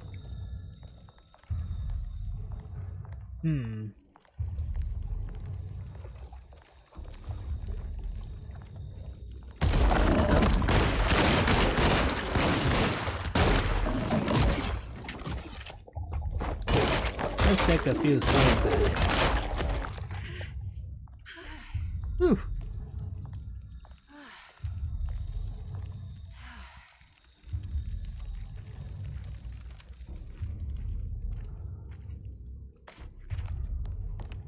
See what we got over here. More bullets, thank you. I'll take them gladly. There's something in here. Don't look like it. Bullets. I'll take those. And more bullets. Let's find something to unload them on. Drink for us. How am I doing on?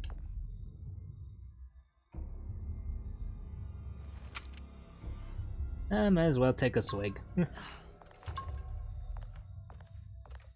What do we got in here? Can't tell. See, a shovel. I'll take note of that later. Let's see.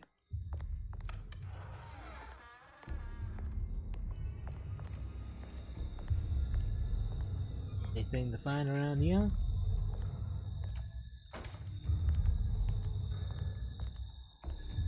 Just a bunch of old chairs. See. Like, it's another shovel. What we got in the box? Nothing.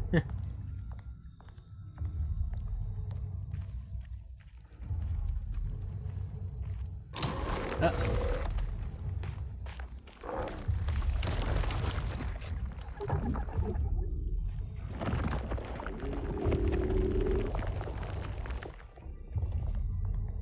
Know you're there, boy. Ready for you.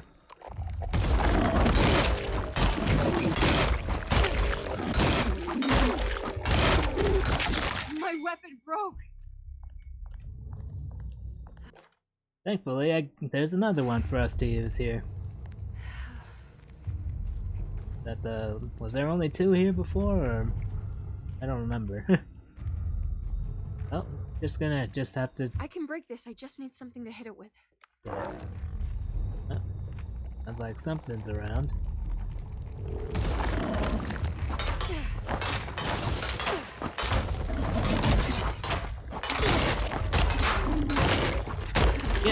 Get back.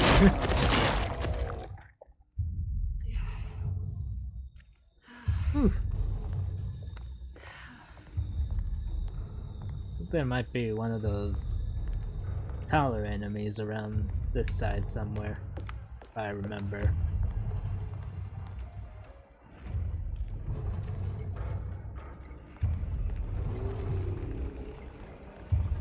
Sounds like somebody's home.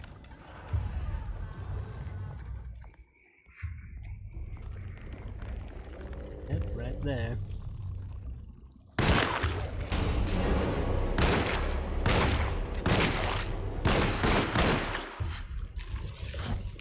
Oop. That was a close one. Nice try, sir. But I got the gist of this thing. Looks like it takes at least 8 bullets to take these guys down. Thankfully, there's plenty of bullets to find. Got here. Nothing for us here, it seems.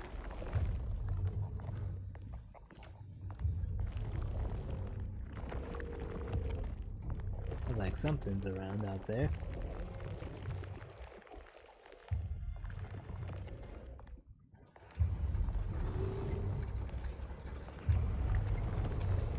Can't see anything out there.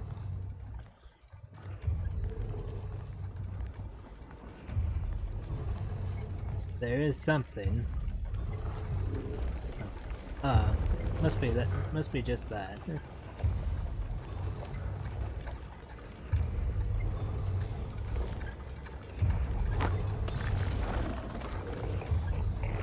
What we got here? Anything? Nope. Just old pipes.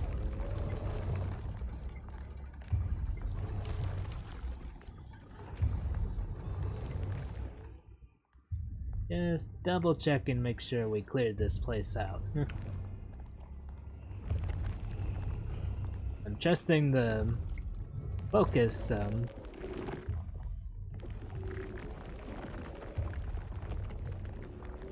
focus button to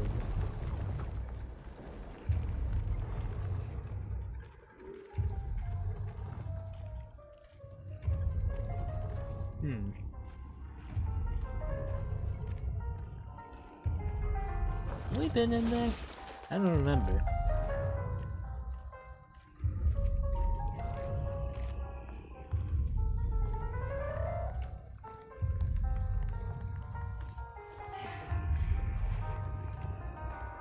Safe to go through here? That's about.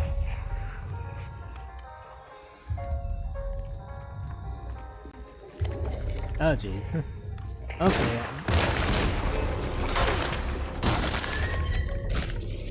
Oh jeez.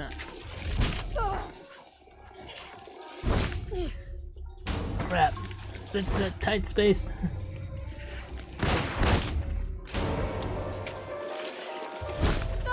Can't get a lock on this guy. Ah man. What an ordeal. And nothing. Oh, bullets here.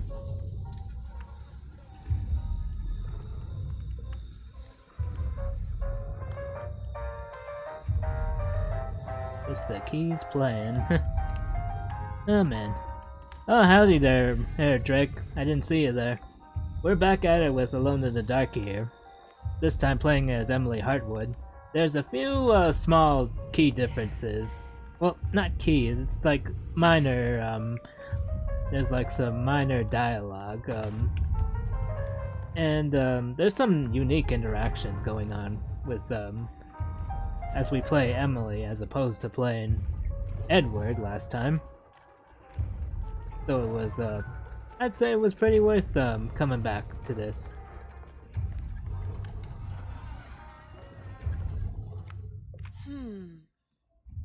Ooh, she says. Sounds like there's something hidden here, probably. She's saying, huh? Or that's probably just me hoping there's more stuff in here. How goes the art stuff? I bet you got some commissions done. I got some things done. Actually, this week I haven't, I've only got like a few pieces done. I'm hoping to get more done this weekend. I had a little bit of a exhausting week.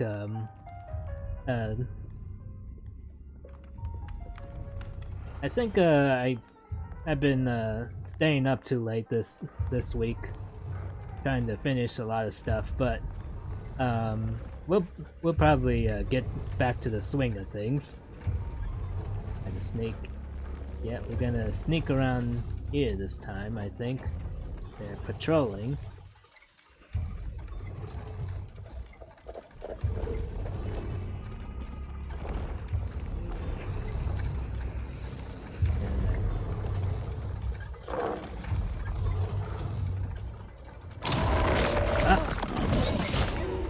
Ah, jeez.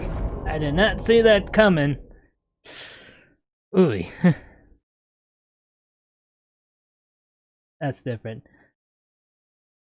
And something else I found different with Emily as compared to Edward, at least combat-wise, her gun loads faster.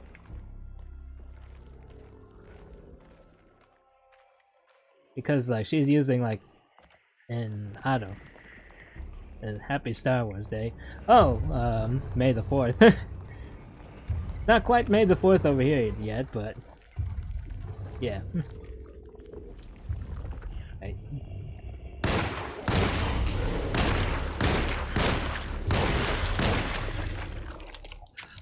Took them down fast.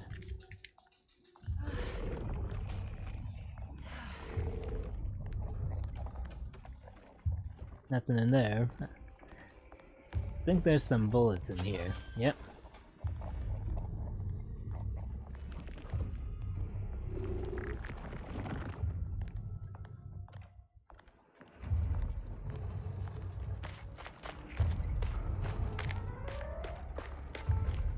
Just gonna check around these places.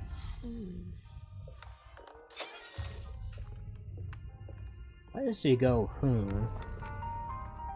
And there's only like 2 spots, I think, with anything.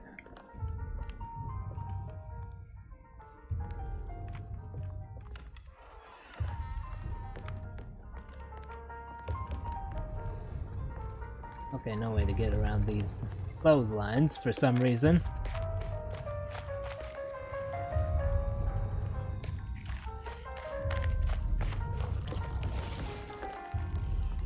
Gotta remember, there's trouble in there. Make sure my gun is loaded. I think if I can't reload it, fine. Gonna pull out the boomstick out. Got this guy earlier because I can.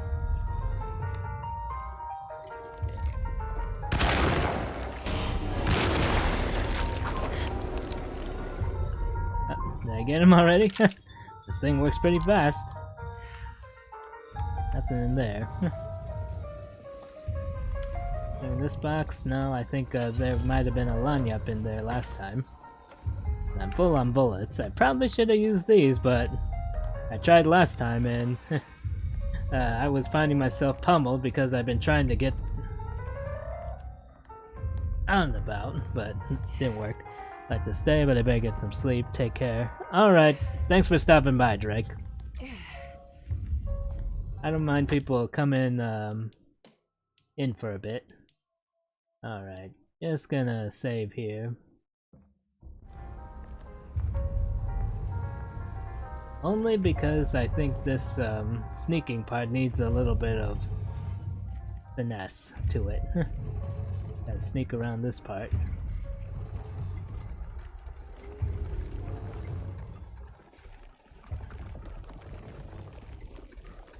Forget how I got around this part again. think I was supposed to cut across here.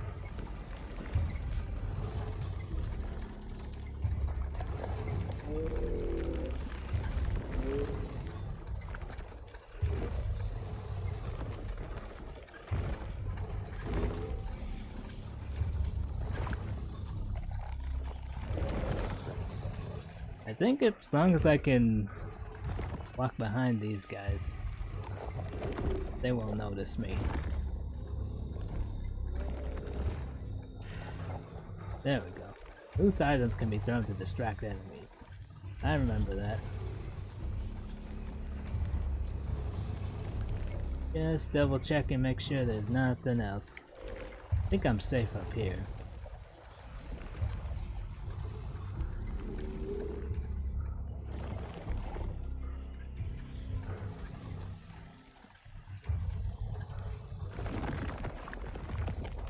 I think there's just one more place to transverse, and I need to find my way up the oil rig before I'm home Damn it, free. there has to be a way to get to the other side. Pick up that. Let's see.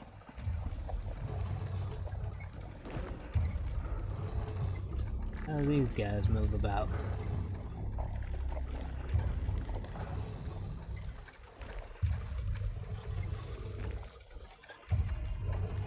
Looks like that guy's going in a circle around like that.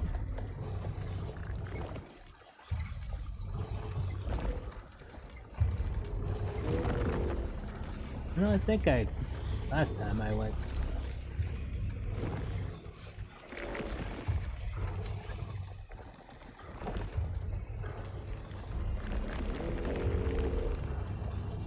Step down the oil pipe and climb the tower.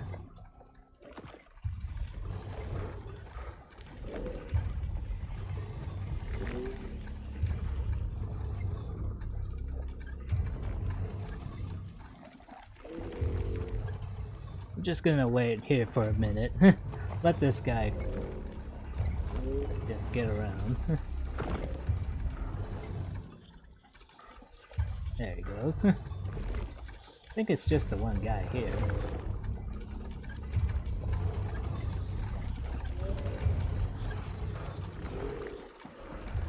Oh, there were two here. There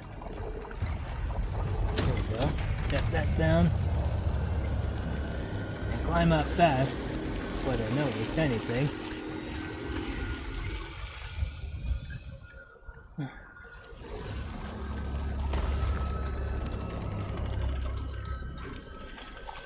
Here we go. Across here. Watch your step, Emily. Hopefully you have just as good as balanced as Edward. Climbing up now.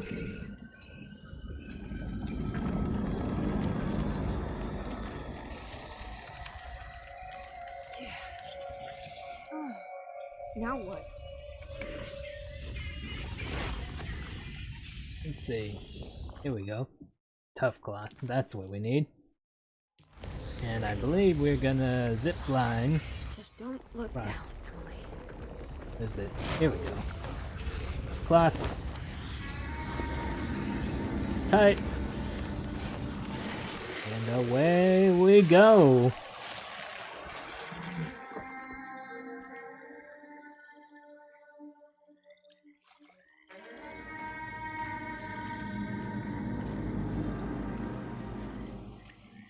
And while I'm on this path, make sure I don't miss anything along the way.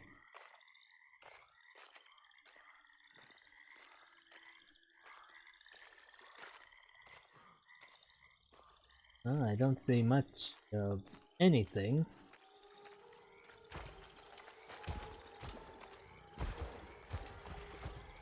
I am worried though.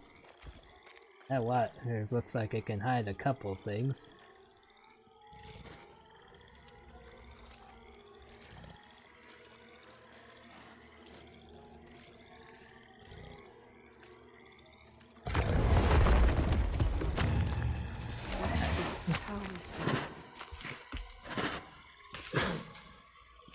You know, I don't think I ever figured out what that thing was last time.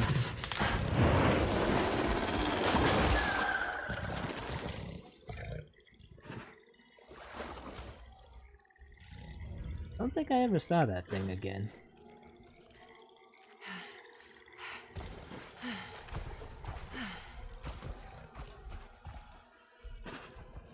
Probably gotta just keep my head low and I think I'll be fine here. And here it's sniffing, hungry, stalking.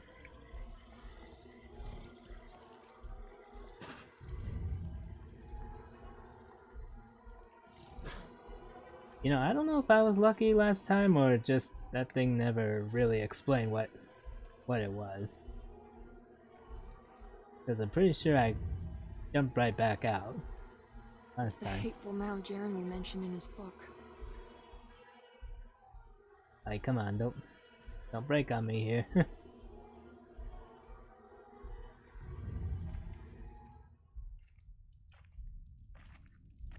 Alright, let's go right in, shall we? Here we go.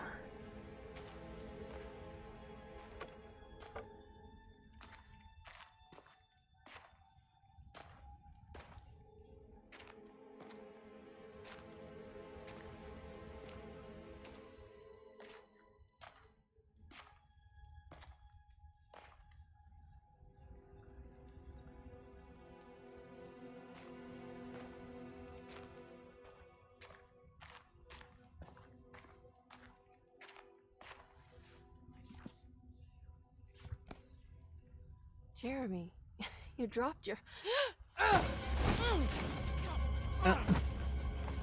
Why are they always... Marcus? Get off of me! That seems to be always Trying the to first find my impression uncle. by these guys. Jeremy is your uncle? Could you please?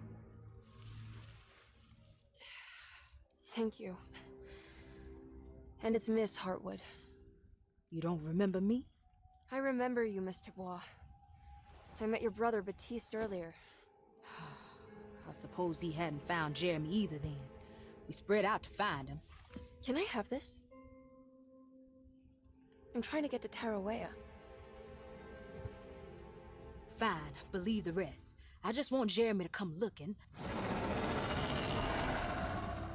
I shiz. To leave before it comes inside. What? Where? Come quick.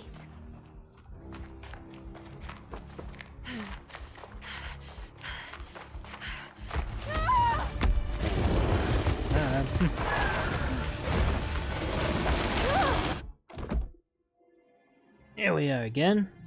Oh, God damn my soul. Back here again, it seems.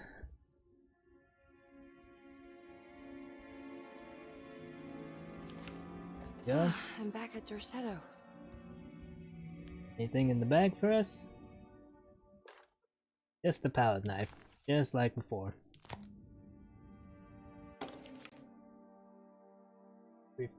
Let's see. It says reflections on the power of the verb in certain texts, but the cover clearly says reflections. Typo there. Reflections on the Power of the Verb in Certain Texts by Juan Luis Jorge. To act is in itself divine. Even the slightest movement of our hand is evidence of our soul in motion. Yet our free will is so easily overwhelmed by the dullness of everyday life. Our actions become rote and rigid, in spite of luxury and comfort. True divinity is found in the choice of leaving the stage where we all perform. People who discover this freedom unexpectedly will be struck by the terror of this revelation and become paralyzed, or worse, turn to suicide. However, if you are able to weather that storm, you will discover that there is a divine path beyond that fear. There is a chance to dismount your destiny and make something new. Something that hasn't been planned for or predestined. There is difficulty in explaining this type of acting as it transcends our everyday choices. This isn't some banal decision choosing one career over the other, or even who I should marry. Leaving the stage, no matter how, isn't a matter of course correction. It's a rejection of the story that the creator is telling. Right. And we got the sitting room key. Alright, we got everything in the small parlor. I think I'm gonna go as far up to where we jump again. I think I remember when that happens. It's wet shut. It worked. In?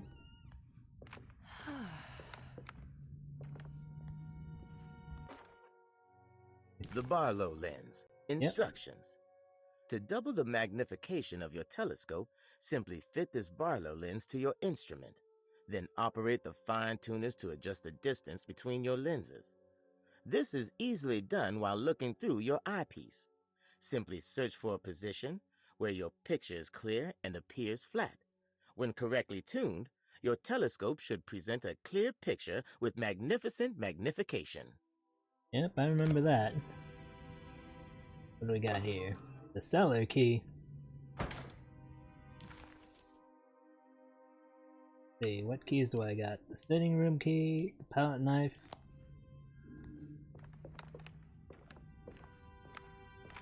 We got over here in this box. Nothing. We can topple the books though. I don't have everything I need. We'll come back for that later, I guess. Let me see. Hey, drawing room, Lottie's room.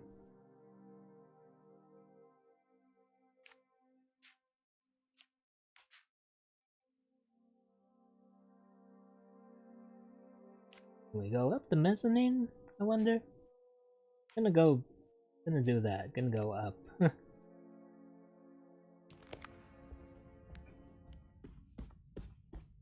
Got the palette knife. Let's check out those places.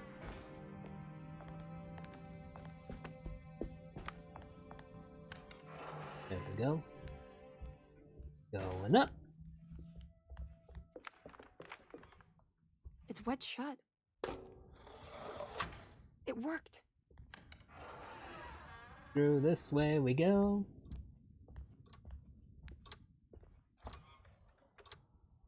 Nothing in here right now. Let's unbolt this way so we have a way through.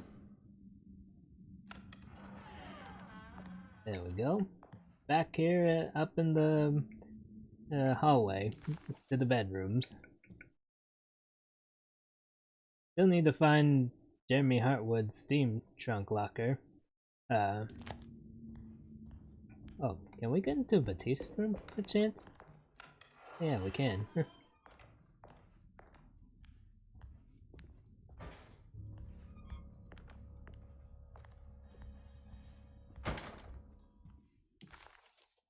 The dream of the grave under the cheniere suddenly vanished, and Emily found herself back at Derceto.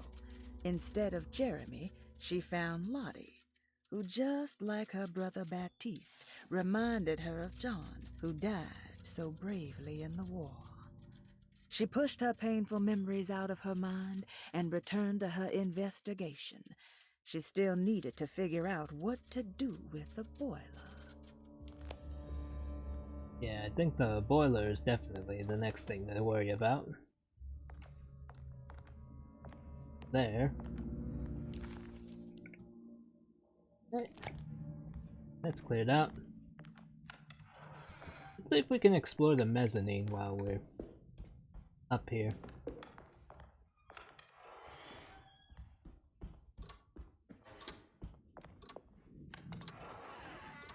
Yes, we can. And nobody's here right now.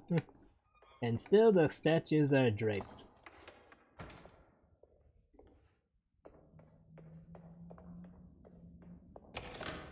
Open that up. We got ourselves a way back into the hallway from here.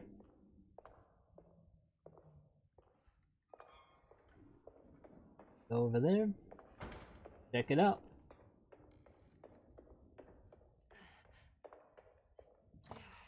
Thing in here for us? No.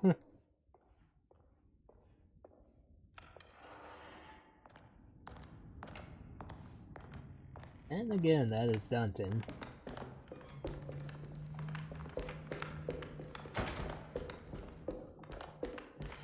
What we got over here? Not a thingy dingy. Hello?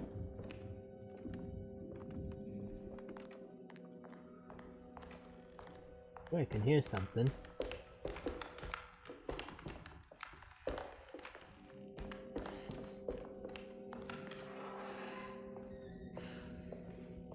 Never occurred to me to try looking up into the attic from here, because I remember there was a hole through the attic.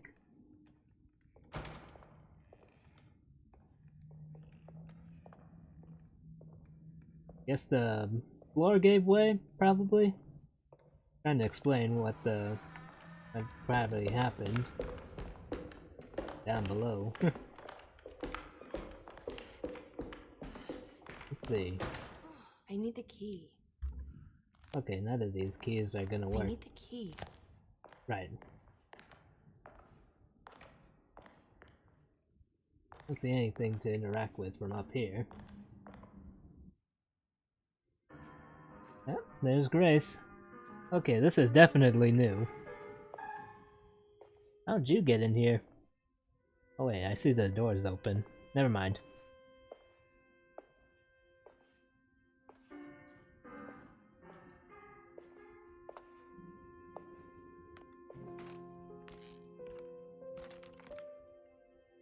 Do you teach piano as well? Huh? You're a governess. Did you teach those clawing Casino kids how to play the piano? Casino? How do you know about that? Just because grown-ups don't notice children doesn't mean we don't notice you. Yes. I taught them some piano. Are you any good at it? Not good enough to play a broken one. It fell from the attic. Brought half the ceiling down. It was Jeremy's fault, wasn't it? Nobody knows what happened, but you're not wrong.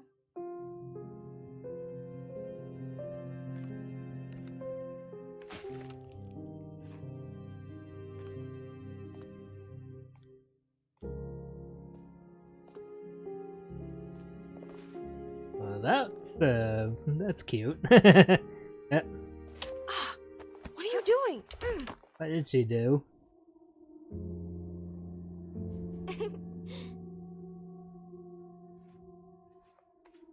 I'm gonna go now. See you around.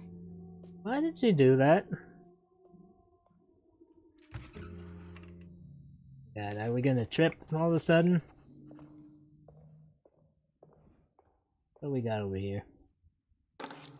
Medicine box key.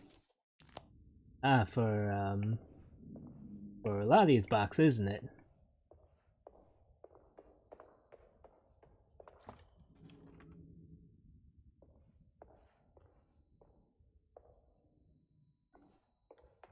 Where should I go? The minute I walk out, I feel like I'm gonna be experiencing something. Go through this way? To the dining room. There's more of that unsettling rot. On the commonplace of evil. On the commonplace of evil. There lies virtue and stark irreverence. Careless thoughts of luminous indifference. But blame not the beast we once were, which science so often wished to refer. Not the wicked full of sin. It is you who stand and grin. All our good intentions aside, whereupon we build our pride. Sunless solitude, follow not this corrupting light. Prophets of confidence always crashes out of sight. Hear me, for we all bear this mark. Thus we must remain alone in the dark. Hey, oh, she said it, she said it. She said the title of the game. It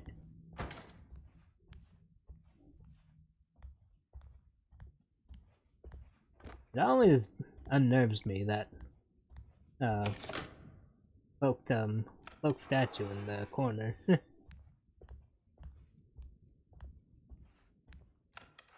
Anything in the bathroom? Still can't see anything in that vanity there. Bathtub's empty. I think it was filled in at one point. I forget when. Okay, this should be for this box. Go. Dr. Jenkins lozenges. One of several medicines prescribed to the author Cassandra Beauregard. This particular bottle contains tablets said to relieve sore throats and contains 2 vital vitamins.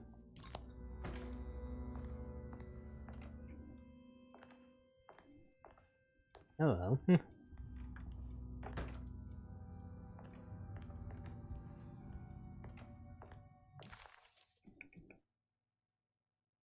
Let's see. Nothing more to do up here, I think.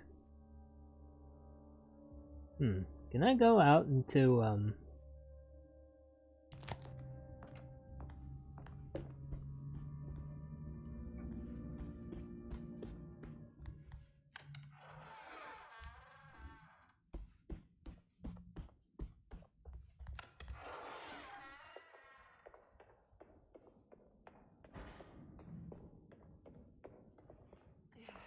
Okay, no, it's bolted from the other side here.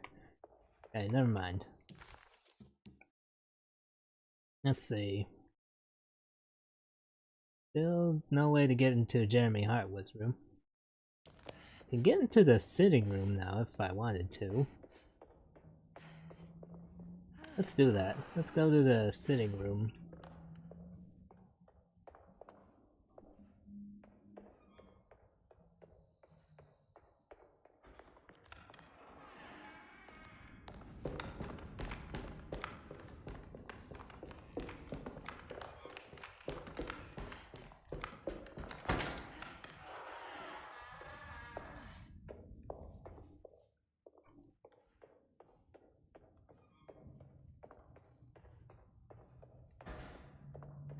I'm still worried whatever Grace was doing with that syringe. She might have had in it too.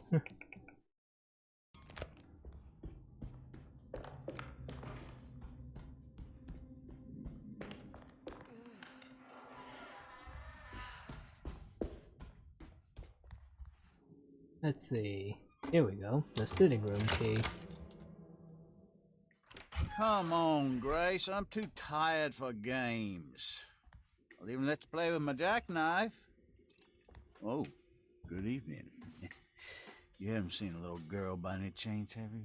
I just did, so. And she was playing with the syringe for some reason. The only kid crazy enough to be in this place. She's not in her room then? That would be a first. Always running around causing trouble. She's very hard to pin down, that one. You want to sip? I'm good, thank you. Yeah, I got. Well, I should be going then. I got a full stock. I'm fine. Unless there's anything you need from me. I just want to find my uncle before anything happens to him. Oh, don't worry, miss. He'll show up. He is much too lily-livered to kill himself. Why would he? It's his greatest ambition, didn't you know? Take care now. Yeesh. Place is full of creeps. The doctor, now McCaffrey. They really interact differently with Emily. Oof.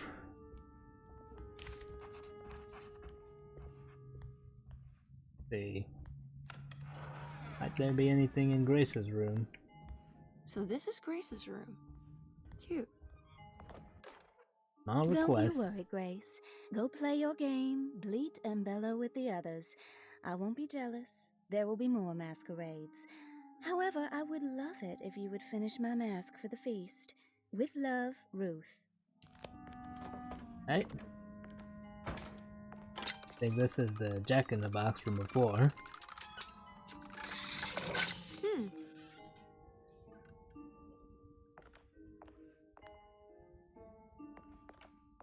Doesn't count as oh, count as a line, yep. but I think we've read this one already.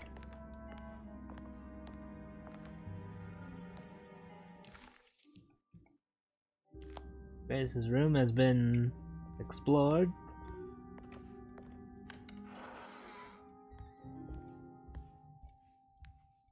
I believe this is another washroom, or as we normally call it, the bathroom.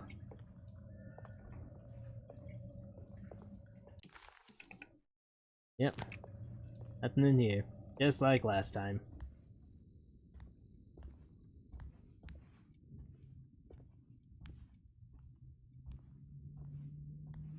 Something in there, but can't get at it right now. I think we need to find France again. See, another lock. This must be the great Cassandra Beauregard's room. I'm not sure what I expected. Maybe something more extravagant?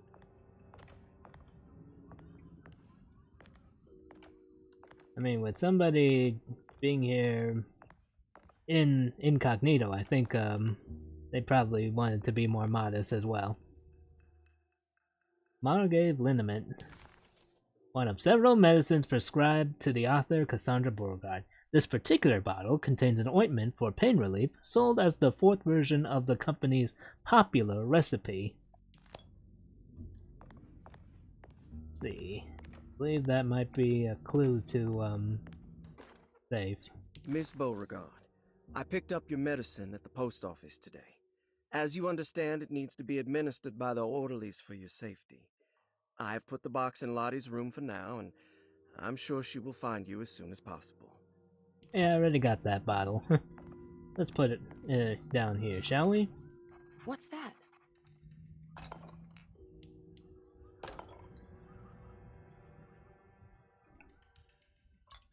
Let's rotate this. Okay. I think it goes like this. There we go. Simple. Let's write this down. It down. 2, 5, 7.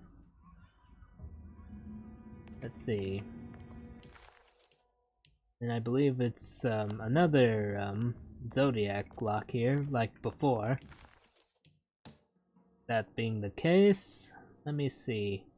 2, 5, 7. Pisces, Gemini, and Leo, I believe. I think I've seen this somewhere. Pisces, Gemini, Leo. Perfect. Another piece of the broken plate. Piece of a large decorative plate. It has a light and almost wood-like quality.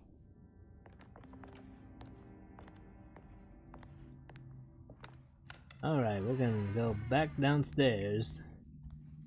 And before I do the plate, I'm gonna check out the cellar.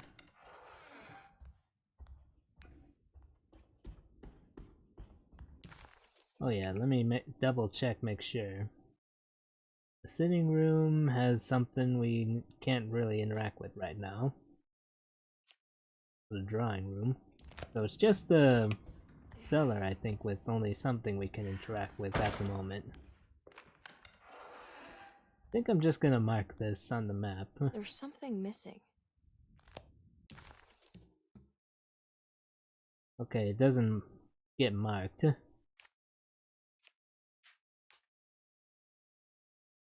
Guess we wait till later. Let's check out the food cellar.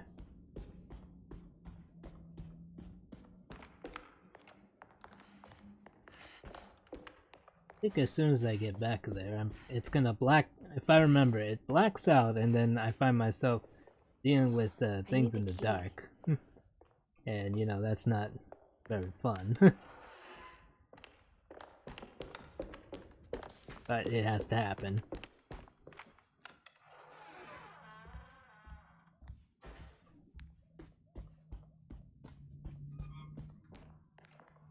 Down we go.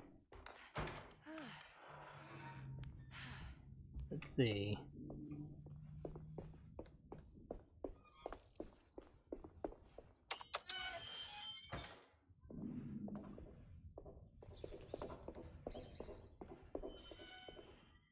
Here we go. The cellar key.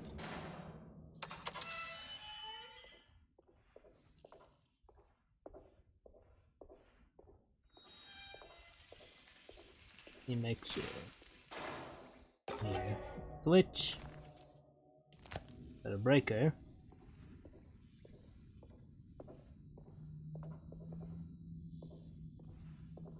Oh yeah, we probably need to...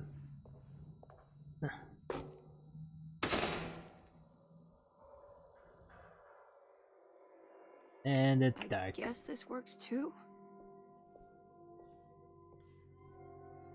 We got over here. Okay, yeah, the valve handle.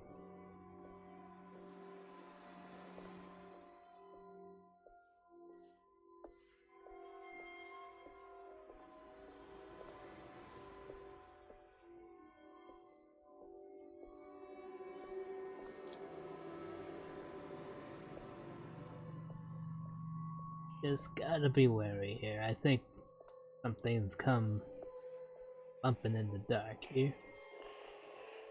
Yep, something's around.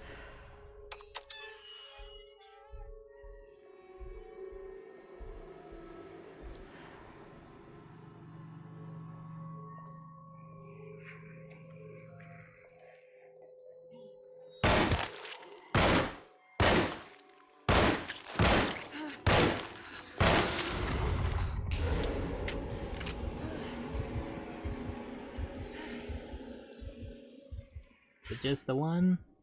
I don't remember. Well, if there were more, I think he would have noticed the popping.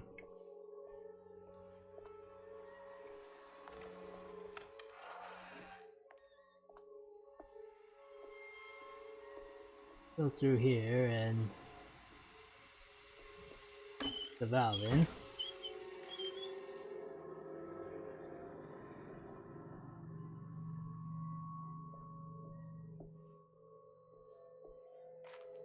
Jeremy? Yep.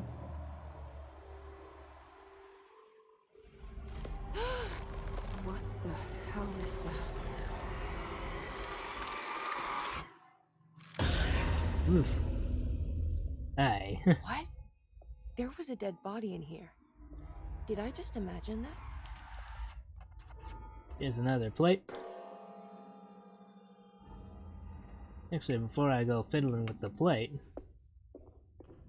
I'll make sure I checked out the cellar.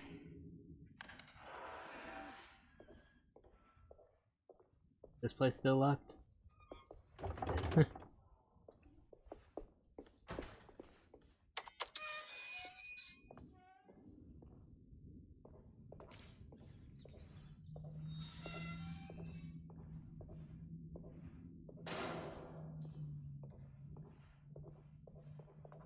I wonder if I might have missed some things. Okay, it doesn't seem like so.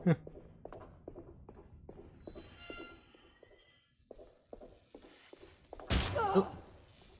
Can't go back there. Can't flip the switch, so no reason to go back there anyway.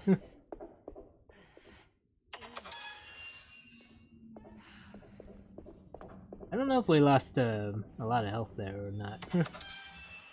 But that sure stung a little bit. There's something funky going on in there, or was it just the loading causing the lighting to be funky there for a bit? What's that stain? Looks like some kind of rot. I wonder where she's taking note of rot.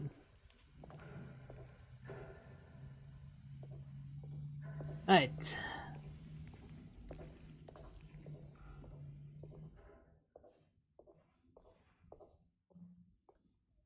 So I got an idea what to do next, but I think I'm gonna close it here for now. Because when I mess with that if I mess with that plating, I know I'm gonna be sent to the next place, and I think I'd like to be just ready for that. Or you know what? Maybe I'll do the puzzle now. We could start the next place next time. Let me see. I mean, I could save anytime I want, but I feel safer starting from Derceto, so just in case I miss anything else. Just gonna do one last check, make sure pretty sure I've explored everywhere I could possibly explore. Let's see, the sitting room, there's just that part with the globe. I need to find France for the globe. Jeremy Hartwood, I need to find the key for his steamer trunk. I know I'm not gonna find that till later. The drawing room, the Barlow lens for the telescope, and we're not getting into Dr. Gray's place anytime. So there's just a matter of clearing things in the spoiler room. And with that note, I think I'm gonna save it and end it here, which is probably good. See, right here. Overwrite, no problem. Alright. Just gonna put it here and just gonna stop here as I say thank you for stepping into the domain of your local quadruple A, the Arashi here. Artist, actor, accountant anomaly. We'll be back tomorrow for more Tomb Raider 2. I hope you guys been following up on that. It's gonna be quite a ride fighting the mechanics in that. Before we head out, let me check if there's anybody to raid at this hour.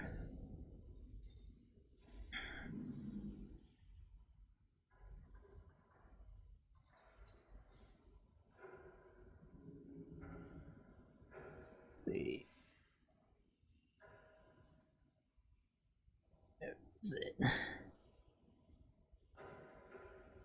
There's it. Where's Twitch? Pull it up. Who is on at this hour? We got Sea-Dog VA playing Cute Sweet Car. Kali Kaliko was playing Devil May Cry 3. Miniful is on playing Yu-Gi-Oh! Master Duel. Demon Queen Vivi is on playing Fallout 76. Gamer Goblin Gary is on playing Red Dead Redemption 2.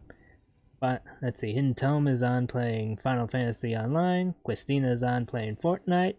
Eldritch Grandpa is on doing something. Waze Senpai is playing Stellar Blade. Arrow Navy is on playing Resident Evil. And Mrs. Mummy is playing Fortnite.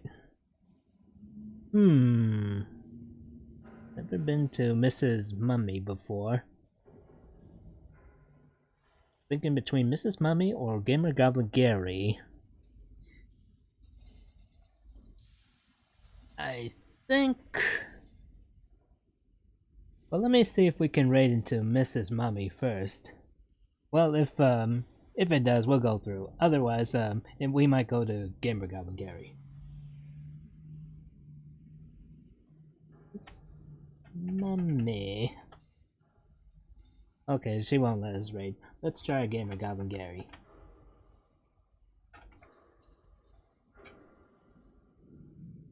There we go. We're gonna go to Gamer Goblin Gary right now. Anybody wants to join the raid, do so at this time. He is on playing Red Dead Redemption 2, as I said before. Alright, with that being the case, thank you for stepping into the domain of your local quadruple A, the Arashi, for another Freaky Friday with more Alone in the Dark. So far, the experience does show some hints of being more unique than Edward Carnby's, and we're going to continue on streaming as usual, because I think it makes for some interesting content. But until next time, I will see you guys later. Good night, take care. We're going over now to Gamer Goblin Gary. Peace.